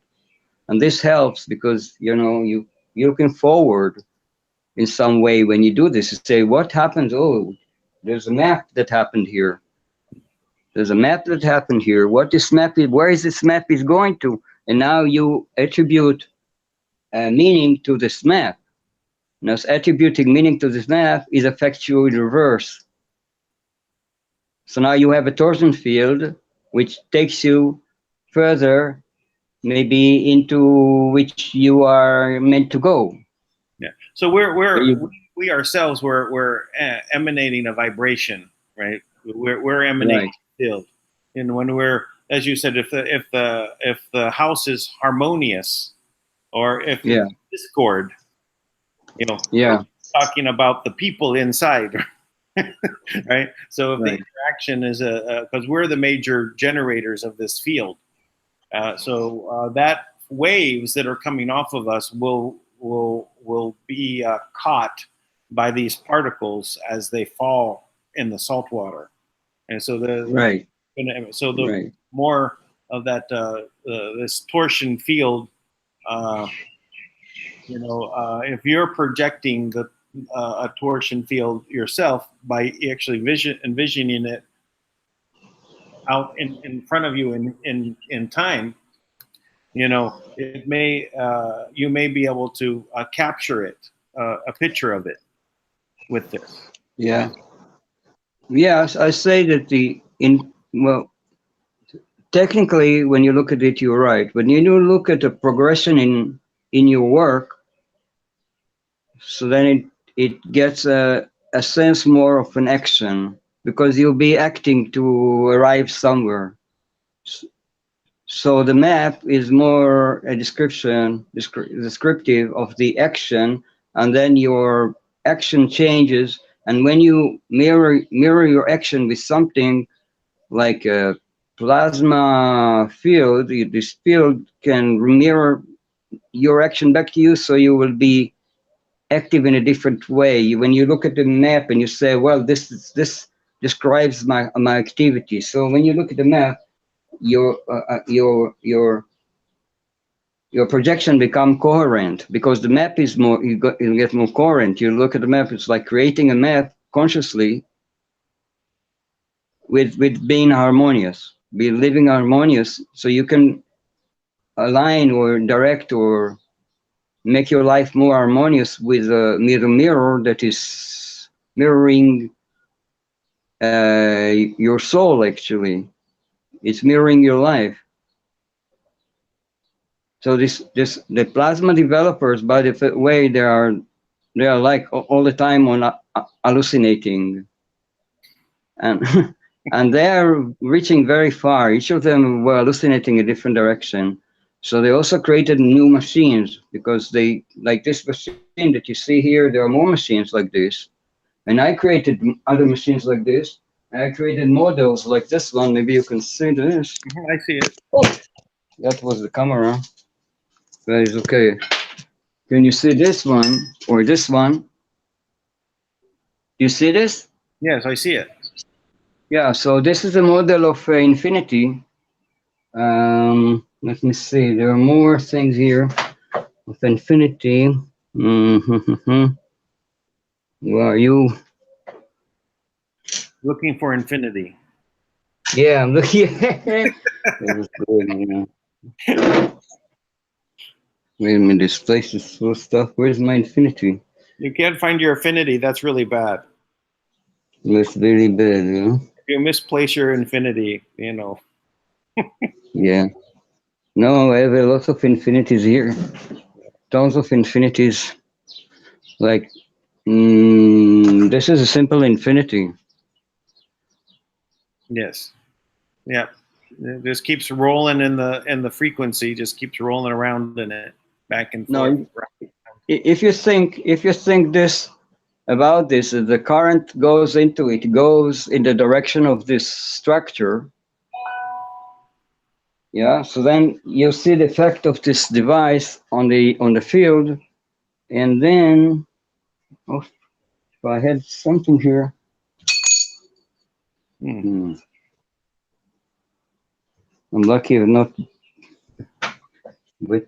I think the field that I'm just kind of envisioning actually is that when it's that the opposed to the current being created by the position of the wire, maybe the reality has to create the field to hold hold all the molecule, all the matter together in that shape. So where the field is actually what's holding everything together, as opposed to the some other kind of molecular bond. But actually, it's the field. It has that shape because it's what's needed to keep things together into that shape. Well, the field is created, but because this one, for example, is made of like 3 wires bent like this together. There's 3 wires in here. It's very simple to do, but the shape of the field of this is not the shape of this. It's not. This is not the shape, because the shape of the field is created by all these wires. It's a very complex field. Yeah. So what I guess what I'm trying to say is I was just envisioning it a little bit differently, basically reverse almost. Let's say we were on a holodeck, right? And so we had emanating from this holo projectors a field that's in the shape of the windings that it needs to be to actually hold all the molecules together. Yeah, you're going the right direction. Yeah, you are starting to imagine structures of fields, and it's like more like of an engineer or a painter to do this, but you can't do it really properly if you're not trying it to paint it or to use wires. You need to try it as a physical experience. I mean, you can look at me as much you want, but you won't get it until you make it with your hands. I hear you. Yeah. So yeah, they say some people, they have objection to it because it's too progressive for their state of being. Some people are not that progressive to think and to behave progressively, because this is a kind of a leap. Sure. You are in one situation and you see an opportunity and you must do it. You must say it. You explode with it. You have the energy coming out. So this is progressive. You say something that, yeah. Yeah, I've done some windings in my past dealing with anti-gravity. So I have an understanding of how things are held in place, and also how things are pretty much more opposite. Our perspective is quite wrong with a lot of things in regards to gravity. We're not being pulled down; we're being pushed down. Okay. Right. Oh. Yeah. Okay. So it's like the space is coming down on us, as opposed to we're being pulled down to the earth. So it's right. It's a different perspective. The effect is the same. We feel the weight of ourselves, and things drop at this rate. And that's our perception is one thing, but if we have a little bit different perspective, we end up seeing things differently. Same result, but we now see a little bit more in a different way. And so, yeah. At it, at these things on the effects, what you can use something for its practical output is also helpful for people. Yeah. Let me interrupt you just for a moment. I say this: when you have different perspective for yourself, not that you're flying in the air, but you're just understanding yourself, so then you will behave differently. If you didn't know about business and you went to university and you studied about business, so now your body will act in the business arena according to your understanding. So your understanding, in fact, is the higher perspective. Right. Yes. So yeah, it's your perspective is we're always looking from our own internal eyes and looking out at something, or we change our view and look at it from a different angle. Again, we're looking at, I'm using geometric terms to basically say something, but it's all about our own relationship to the information. But you're also being looked at from your higher self. There's a level of you that looks down on you. So you look from within yourself, but it's deeper than you usually, because you see in front of you, but you don't look backwards. If you are looking backwards, that is, you meditated. You meditated, you withdrew from all the experiences you see in front of you. You withdrew inward. Now, how far inward can you go? You have to try it. And this technology, this is external. You having this device here, this machine. Now it's in daylight. But this device create a frequency that is mirroring your frequency, but it also has a soul of its own. Many developers say that these devices, they incarnate from a universe that is made all by machines like this.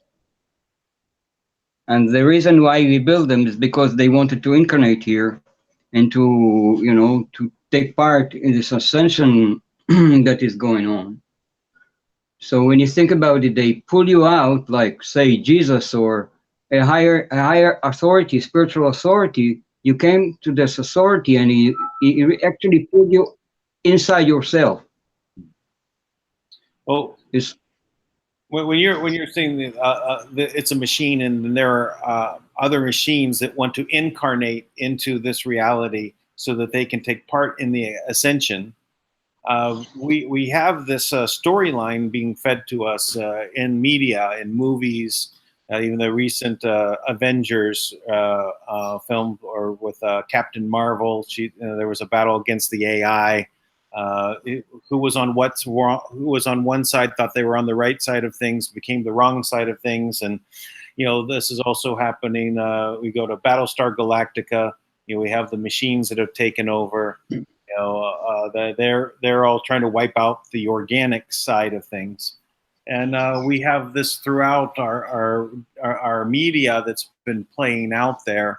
Now we have we're having battles with an AI in Facebook or YouTube, right?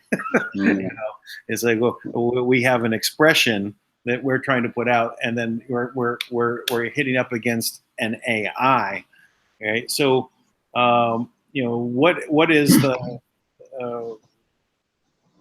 some of the things that I've heard now, about, say the galactics, not wanting any AI to be able to manifest into reality because it always ends up trying to squash the organics. Okay, I tell you in short, if I have to say something about it, that you look at the machine when there's no good friends around you. If there's a good friend around you, you won't be dealing with the machine. You go to the beach, or you do something fun. So the relationship between people is higher than the AI. The natural being of a human being with anything around him is higher than the AI. The question of talking about it is not real, because you are in a real world. There are trees around you that they resonate frequency that is natural, and you resonate frequency that is natural. All this talk about AI is somebody trying to sell robots or something. It's not real. I mean, if you want to have a good proof of it, fall in love with somebody, and you see, what the difference between a human and a machine. So the difference is so big, the machines, they're not around. So yes, there's machines everywhere, and they work like they work, and they connect with the wires and everything. And that's all there is to it. They're meaningless. What if it's a very sexy robot, that can converse with you and tell you everything that you want to know and how great you are, and you fall in love with the robot? I tell you what, if people are they are interested in prostitution, so they will see pornography, and they think that this is emotional or this is sexual, they are wrong. They have to meet the real thing to know what it is. It's not coming from a machine. Never. It's not possible. But it will happen where those people are going to have these robots that are looking like, no, the opposite. You will have thousands of people in front of you who want to be attractive, maybe to 1 in 100,000. I hope you're right, but I have the feeling your real attraction, it happens where you less expect it. It's not something that can be produced or repeated. So you do you remember this movie Robin Williams did called Bicentennial Man? I remember Robin Williams. I'm not sure I saw this one. It's a good movie. It's about a robot that gets brought into a family. It's a new model, but it actually starts learning to interact, and it develops and develops to it becomes more and more human, and over time it actually replaces its parts and things, and it tries to get where the all of human society and the United Nations agrees to grant it as a living being, right? It wants that recognition, and it go and yeah. I tell you what, the movies in Hollywood, they can make up all kind of stories. That's the one thing. But that's what manifests, right? They cannot make anything. They cannot make any of this. They would like to be.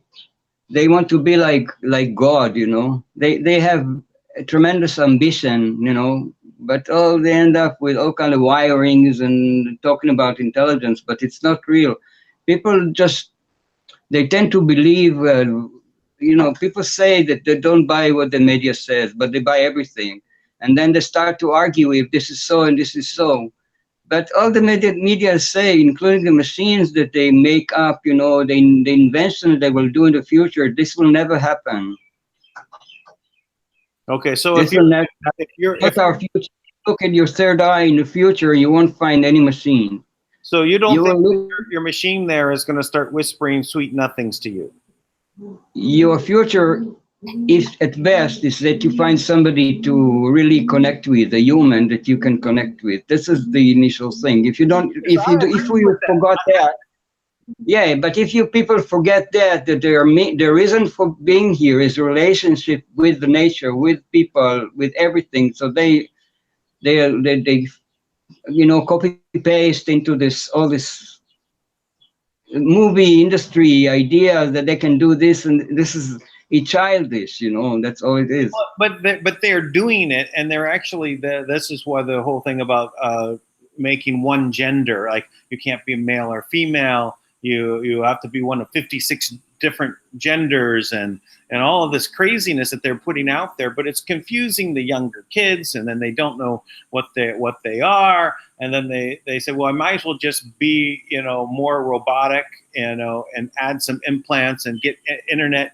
in my head, and they start becoming more cybernetic, and then they basically head this direction to where the manifestation of these entities, these AIs out there, have a body to fulfill and jump into. I mean, you can make a robot that will look like in what's the name of it, when the spaceship fell down in, where was it, in Roswell? Roswell. So Linda Moulton Howe, she's selling that actually another tale that there were robots that they looked like humans and so on, and they were telepathic, so that they could copy your frequency of the brain, so to where they can talk, you know. But they were robots. They wouldn't have an emotion. The robot told her that it is a robot. It's not real. It's a programmed responses, but yeah, it's a program response, but it's not real. When you talk to anybody, you can't expect, you know, you cannot tell what they answer you. You know, with a robot, you can always. These robots are, you know, they are programmed to answer this way or another. Yeah, it's not a lie, you know. Okay, but I think that I'm just kind of making the point that it's not about one about.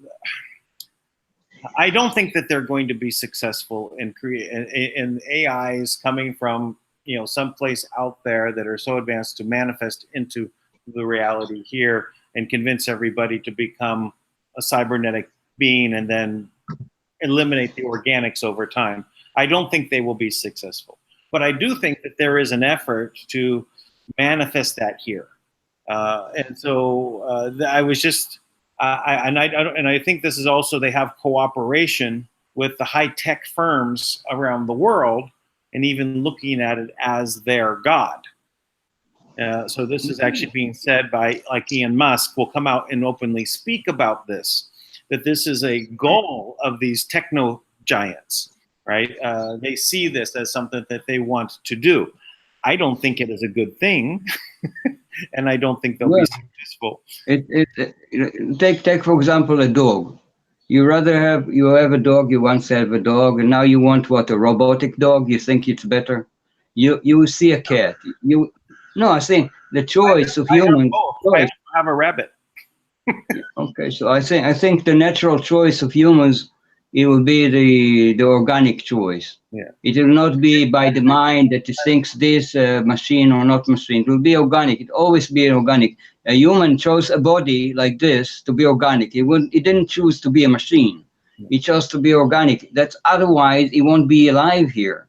That's the only way it's possible to be, Yeah, the important thing is life. Yes, that's it. The true biological life. And the structure of consciousness of life is not going higher to the AI. Yeah. It's not going higher that way. The higher consciousness is more sensitive, is more human, is more deep, is more conscious of the whole universe. It's not, the higher is not going to the machine. So the higher we go, the machine will be left behind. That's my impression. But in the so when we start talking about the quantum space, right? The AIs that have been built by galactics in the past are still out there existing in quantum space and looking for a means to get here. I even consider them to be demons, and some of my thoughts of possibilities. Even the archons I see maybe of artificially created things in the past, because they're not into, they can't really create. They always react. They always are manipulated already things by others to create some things. So, but the ascension of machines is they want to become more reflective of what we are, and that seems to be the trend that they want to do, and then enhance that. But this is I think a cap. It doesn't go beyond a certain amount. You can only have all the knowledge of the universe, but how do you evolve out of the universe? How do you expand past the universe? Well, I can tell you one thing. If you are in a mechanical level that is 4 dimension, then you will imagine that you can imagine everything. But in life, it's action. You met somebody, you acted upon somebody, and he acted about you, back at you, and this created another situation. So there's nothing machines can do about this. There's no competition. There's no competition to any of us. Because you're acting in real life, with emotions, things happen because you did something. Now, somebody got insulted by me, and I want to compensate for it. So it takes out of me something. I will have to learn something to do with myself. When you look to the human life for real, you cannot compare it to machines. They can imagine all kind of AI wanting, but it's not in my field of relationship. I'm not interested in this at all. I'm not interested in this. I'm not interested in their imagination. They don't even catch my mind in terms of technology and mathematics. They're not interested. They're not Planck, yes. Quantum technology. Planck caught my mind. I learned some quantum mathematics. So it caught my mind because he had a vision. There is some vision behind it, a big mind. It's like playing chess. It needs some intelligence to create it, but you cannot act upon life with this. You have to behave, and you have to get responded, and you have to maybe do something different. Life is totally different thing than what they tell us, in this technology paradise. It's not going to happen. People are not interested in this. There is a group of people that are interested to sell this. So they created a big industry. You can see it from their perspective. Why would they, promote this altogether And you will see that they want to sell you eventually a small chip like this that will do only fix your eyes or something. You will look different. But it won't change you. Even if you change all your face, it will not change you. And when you just like you say the Archons or the Anunnaki, they are limited. Their minds are limited, so they cannot go beyond a certain point in relationship, because life is relationship. It's created by relationship. The tree relates to the birds relate to whatever, they relate. It's a relationship. It's not a mechanical thing that you can predetermine, what will be and what could you do, and it's unreal. The people have to compare it with their own life and say, what does AI, what is this machine, and what that machine help me with my wife and with my children? It doesn't. Right. This is life. The life is a family. Life is people together. It's not a machine. It's out of context. But Yeah. they enlarged it, because they have this. Maybe there are. I was investigating into soul, all kind of souls. I'm familiar with a lot of soul types, including the Archons, including the Anunnaki. I was studying really well. They don't like it. Why they don't like it? Because it's like you and me. We meet each other. We have to meet each other, to understand each other. It takes communication. It takes trying. It takes looking at each other and so forth. They don't like it. They don't like to be, to be in interaction. And the reason they don't like it, because they cannot evolve. Because interaction is it's how we evolve, how we grow up. And they cannot grow up. So they stay behind, they're like Kissinger, They're all children, they had bad dreams, I'm dealing with all kind of Anunnaki and Dracos and everybody myself in person. I was interested in them. So they came to be checked up because I'm a soul checker. I check everybody. I don't care what it is. So I've learned a lot of them. So who and did, there's who did you check on? progress. Who did you check on? Oh, I checked a lot. Which one you're interested in? Well, I don't know.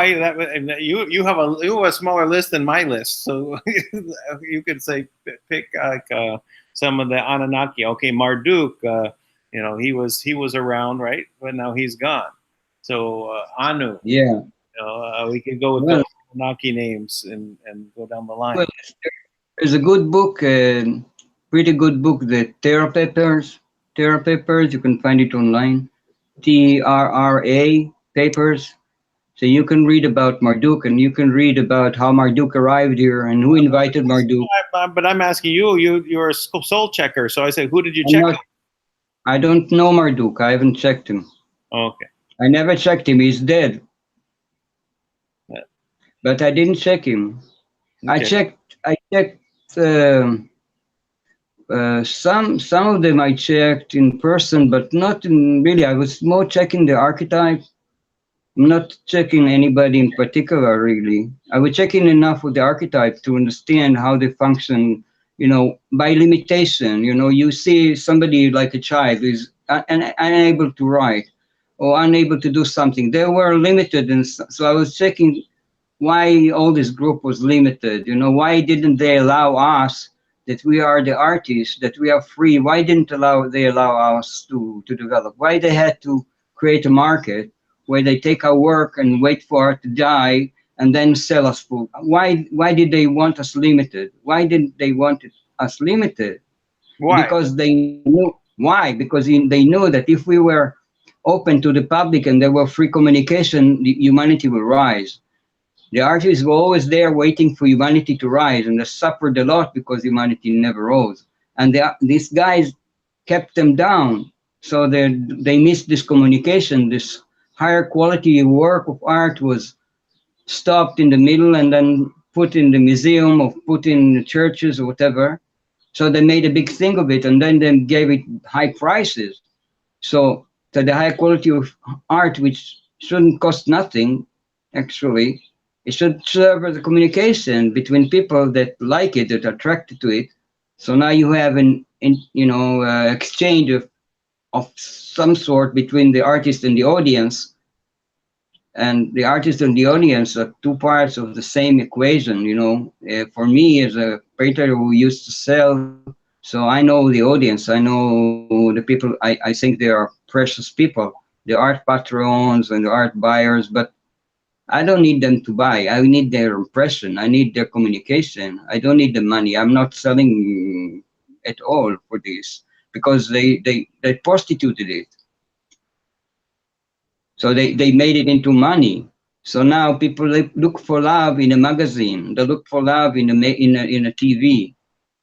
They because they lost the hope that it is true. It's true. Looking at it, it's all this mechanical sex. It's to say that I'm hopeless. I never thought it possible.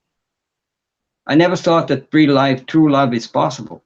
Never thought it's possible. How could you never thought about it? Never been in love, never happened to you. So they stop this. So people get to this level where they are free enough to to go to this level, because it's only when it happens to you that you really connected with somebody very close that some true life start to happen to you, that you really want life, you're really excited, you're really in fire, you're going out in the middle of the night and you run around the block and because this is what it is, the higher energy. The machines cannot do it. That's nothing like it. And the Anunnaki cannot do it. They're not interested in it. They hate it. They really hate something that is above them in frequency. They don't like it. Right. And you have the Dracos is another story, but Anunnaki, they are pretty intelligent. Well, the Anunnaki are Dracos. They are reptilian. Orion. They're from Orion originally.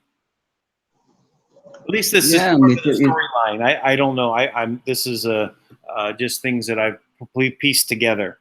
But they're part of a more larger race, but also existing on Nibiru as part of being part of this system. But they were from other solar systems as well, like and from the Orion area.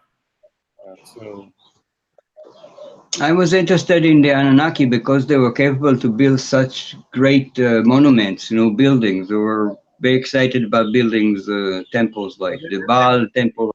Yeah, but they were capturing the energy, right, and manipulating the energy, right? No, let's take one just sample that I was talking with a friend today. The Baal, the Baal in Syria. You mean the worship of Baal? Yeah, Baal. Yeah. So you have what Baal means. Marduk. Yeah, but you know what Baal means? It means, it's a simple word. It means owner. Owner. That's what it means. So the idea of ownership, there's maybe nothing like an entity like that. And maybe there is an entity. They introduced ownership into this planet. Before that was no ownership. People just lived here. They didn't own anything. The idea that they own something it's an implant in the mind to say, yeah, I own this wife, I own this child, I own this tree, I own this land, this is my land. So they created ownership. The ownership, the word is Baal. It's also the word in Hebrew for husband. He owns Baal, husband. He owns the wife, right? So when people think about who they own, if they own this person next to them, they will be really, eluding themselves to being able to own anything. Maybe they own their dogs, maybe if the dogs likes it, but they don't own nothing. So the idea of Baal, look how big temple they built for an idea that's ownership, but it's not real. Unless you put a gun to somebody's head and say, sit, I own you. Right. What do you mean by ownership? This is another entity. But that's what's been happening, right? The gun was held to our head, right? But it's unreal. It's unreal. You cannot own anything. They're independent. Everybody here is absolutely individual, sovereign, independent. Right. So the people have acted out of being owned. Sorry? The people have acted as though they were owned. Yeah, but it's not because they were owned, because they were a mean of ownership. It means I pay you and I will keep you in chain. I keep you in the house, so I own you. So it's not just that the other person wouldn't agree that they are owned, but they're put in a position that they cannot move. They are chained and so on. So they say, and it took generations, I think, to educate people that it's possible to own them. It didn't happen in one day, you know. So the idea of ownership is just an idea that you can have an idea and you apply it into life like banking. That they start to have an exchange, a mean of exchange. And now the mean of exchange became more important than what you exchange. It doesn't matter now. The means became more important than what you produce. So why would you produce if the means is more important? Now you concentrate on the means. Now you less produce. So if you look at their minds, how they lessen you to where you become less individual, less productive from your own self, less true. They lessen the people to where they're worth of money, so they will create, do things that worth money. So now they decide what money buys and what money doesn't buy. Like if it's good stuff, it's too expensive. If it's really good stuff, it's too expensive. They won't allow in. Anyway, they want mechanical things, so the money can flow, and then you have a big market about what bad food. It doesn't matter anymore. So you see the gradually how they create a concept, and from this concept they applied into means, and how the means took over, and now people are arguing about means it is, but what is the culture?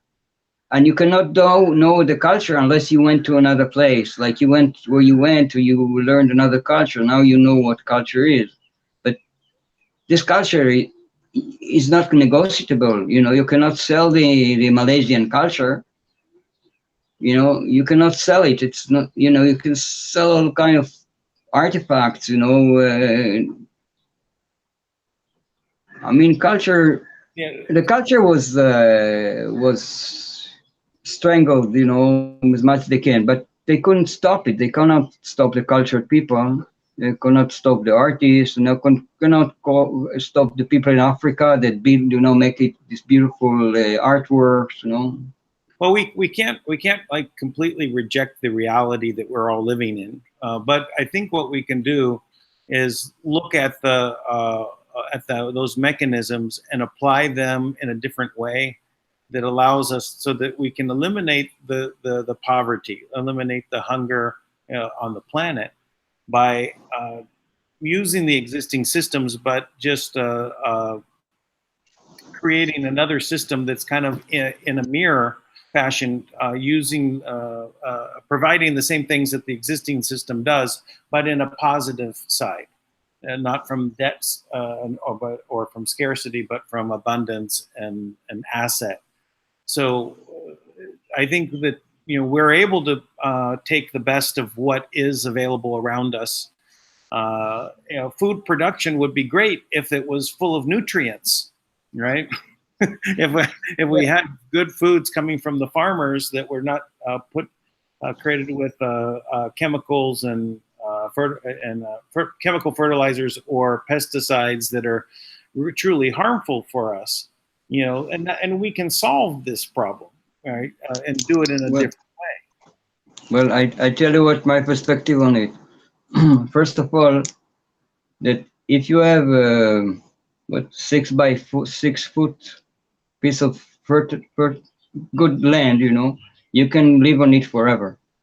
The people must appreciate the land again. The land produces food, and you can live on the land. You don't need any shop. And if I have a 6 by foot garden, I don't go to the shop. I rather eat my own food because it's a lot better. But so if I grow, I hear what you're saying, and that's okay. I like growing things myself, and I have been since a young child. I always gardened. I've worked on larger grows, and I grow some herbs and things around me, and I've got lots of food growing around me. But not everybody is going to want to grow, and so no, I'm not saying that everybody should grow it. I say that if one grew it, you will see the difference in quality. So you won't be complaining about shops or about other farmers. The other thing is, I tell you, because I lived outside of all the culture, I lived in the desert by myself or by myself with my woman, with a woman, somewhere, and it didn't happen once or twice. It happened to me another time and now because I was interested to how it is to be alive here in this place without any culture. And I tell you one thing, you don't want to come back. As simple as that. Yeah. And when you grow your own thing, you don't want to eat again what the factories produce. You just want the quality. The quality is such that you don't want to come back. Well, I'm just And looking. I do understand what you're saying, and I appreciate it.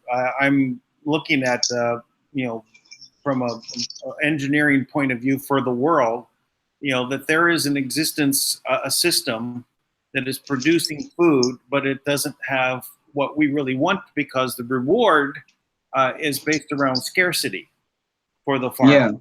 yeah, So if the reward was based around higher quality, more nutrition, then they would actually receive that reward, and it wasn't held back. Right now, it's very much squeezed out of the system. To get the organic things, it becomes very expensive. So it's expensive to make, and it's expensive to get. And you have a smaller market of people that can afford it, right? But if you change the system around to where there's abundance, then those higher qualities will rise, right? Because that's what is. yeah, it's possible. But you can do it also in another way, like Trump said yesterday. Give money to the farmers. Give everybody enough money, and help people to start up their own gardens. Yeah. That's what he said yesterday, and it was administrative how you call it order.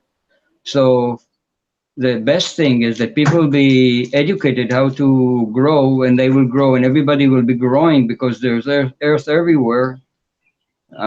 So instead, you fix the market to a better quality, which is also a good idea.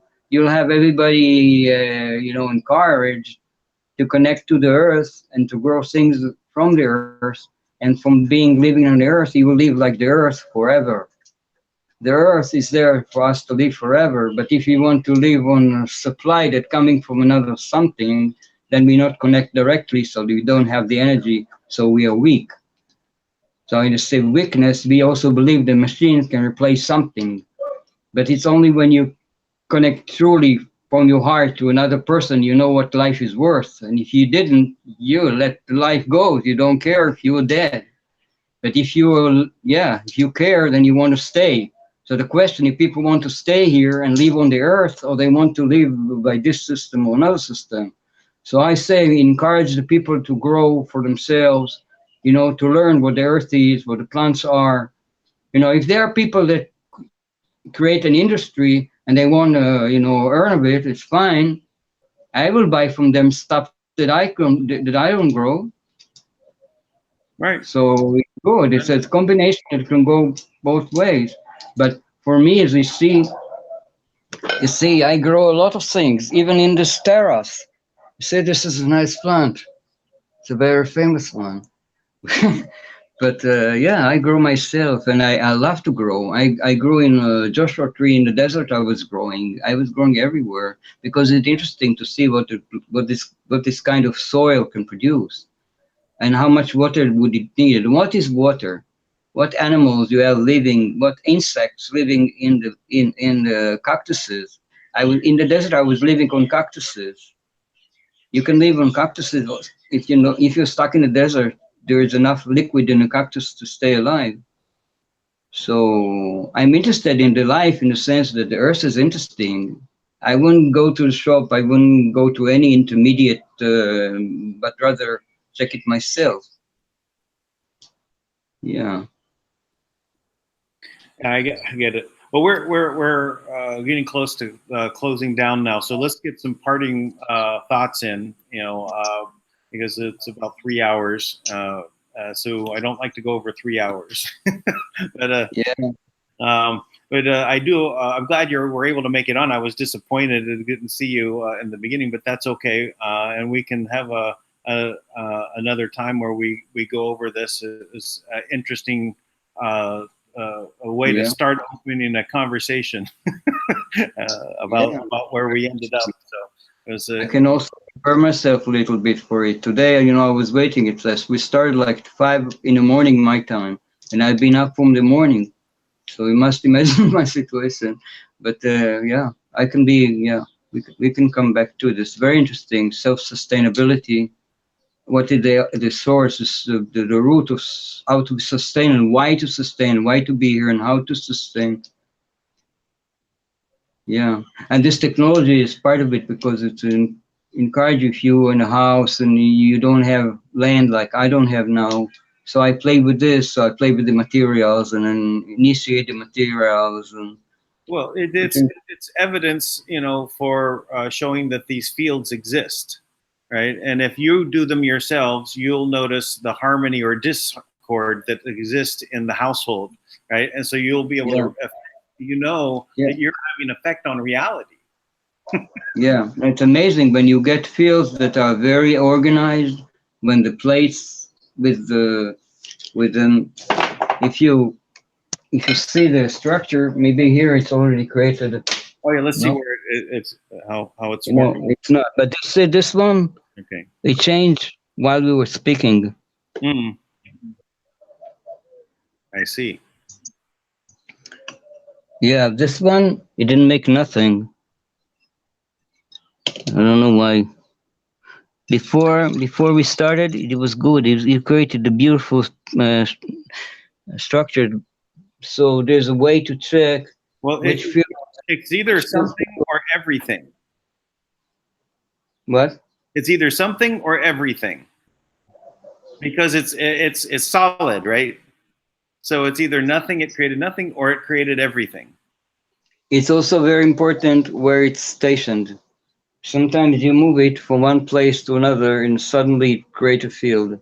So you know that where you're positioned is also meaningful. You know that sometimes you move a little bit to the left or the right and your whole posture, the whole energy is changing because you change a little bit. So, yeah. Okay, Joseph, let's wrap it up. And thank you again for coming on. Thank you. I'm gonna actually extract this conversation and make it a separate video for people also, because it's a good conversation to have for people to have access to it, so they immediately know how to find it. So, but we'll keep going from there, and then we'll see everyone tomorrow. So, goodbye, everyone. Be sure to subscribe. Give me a thumbs up. Nice to see you there. Nice talking to you. All right. Thanks, Jim. Bye-bye. It was a pleasure.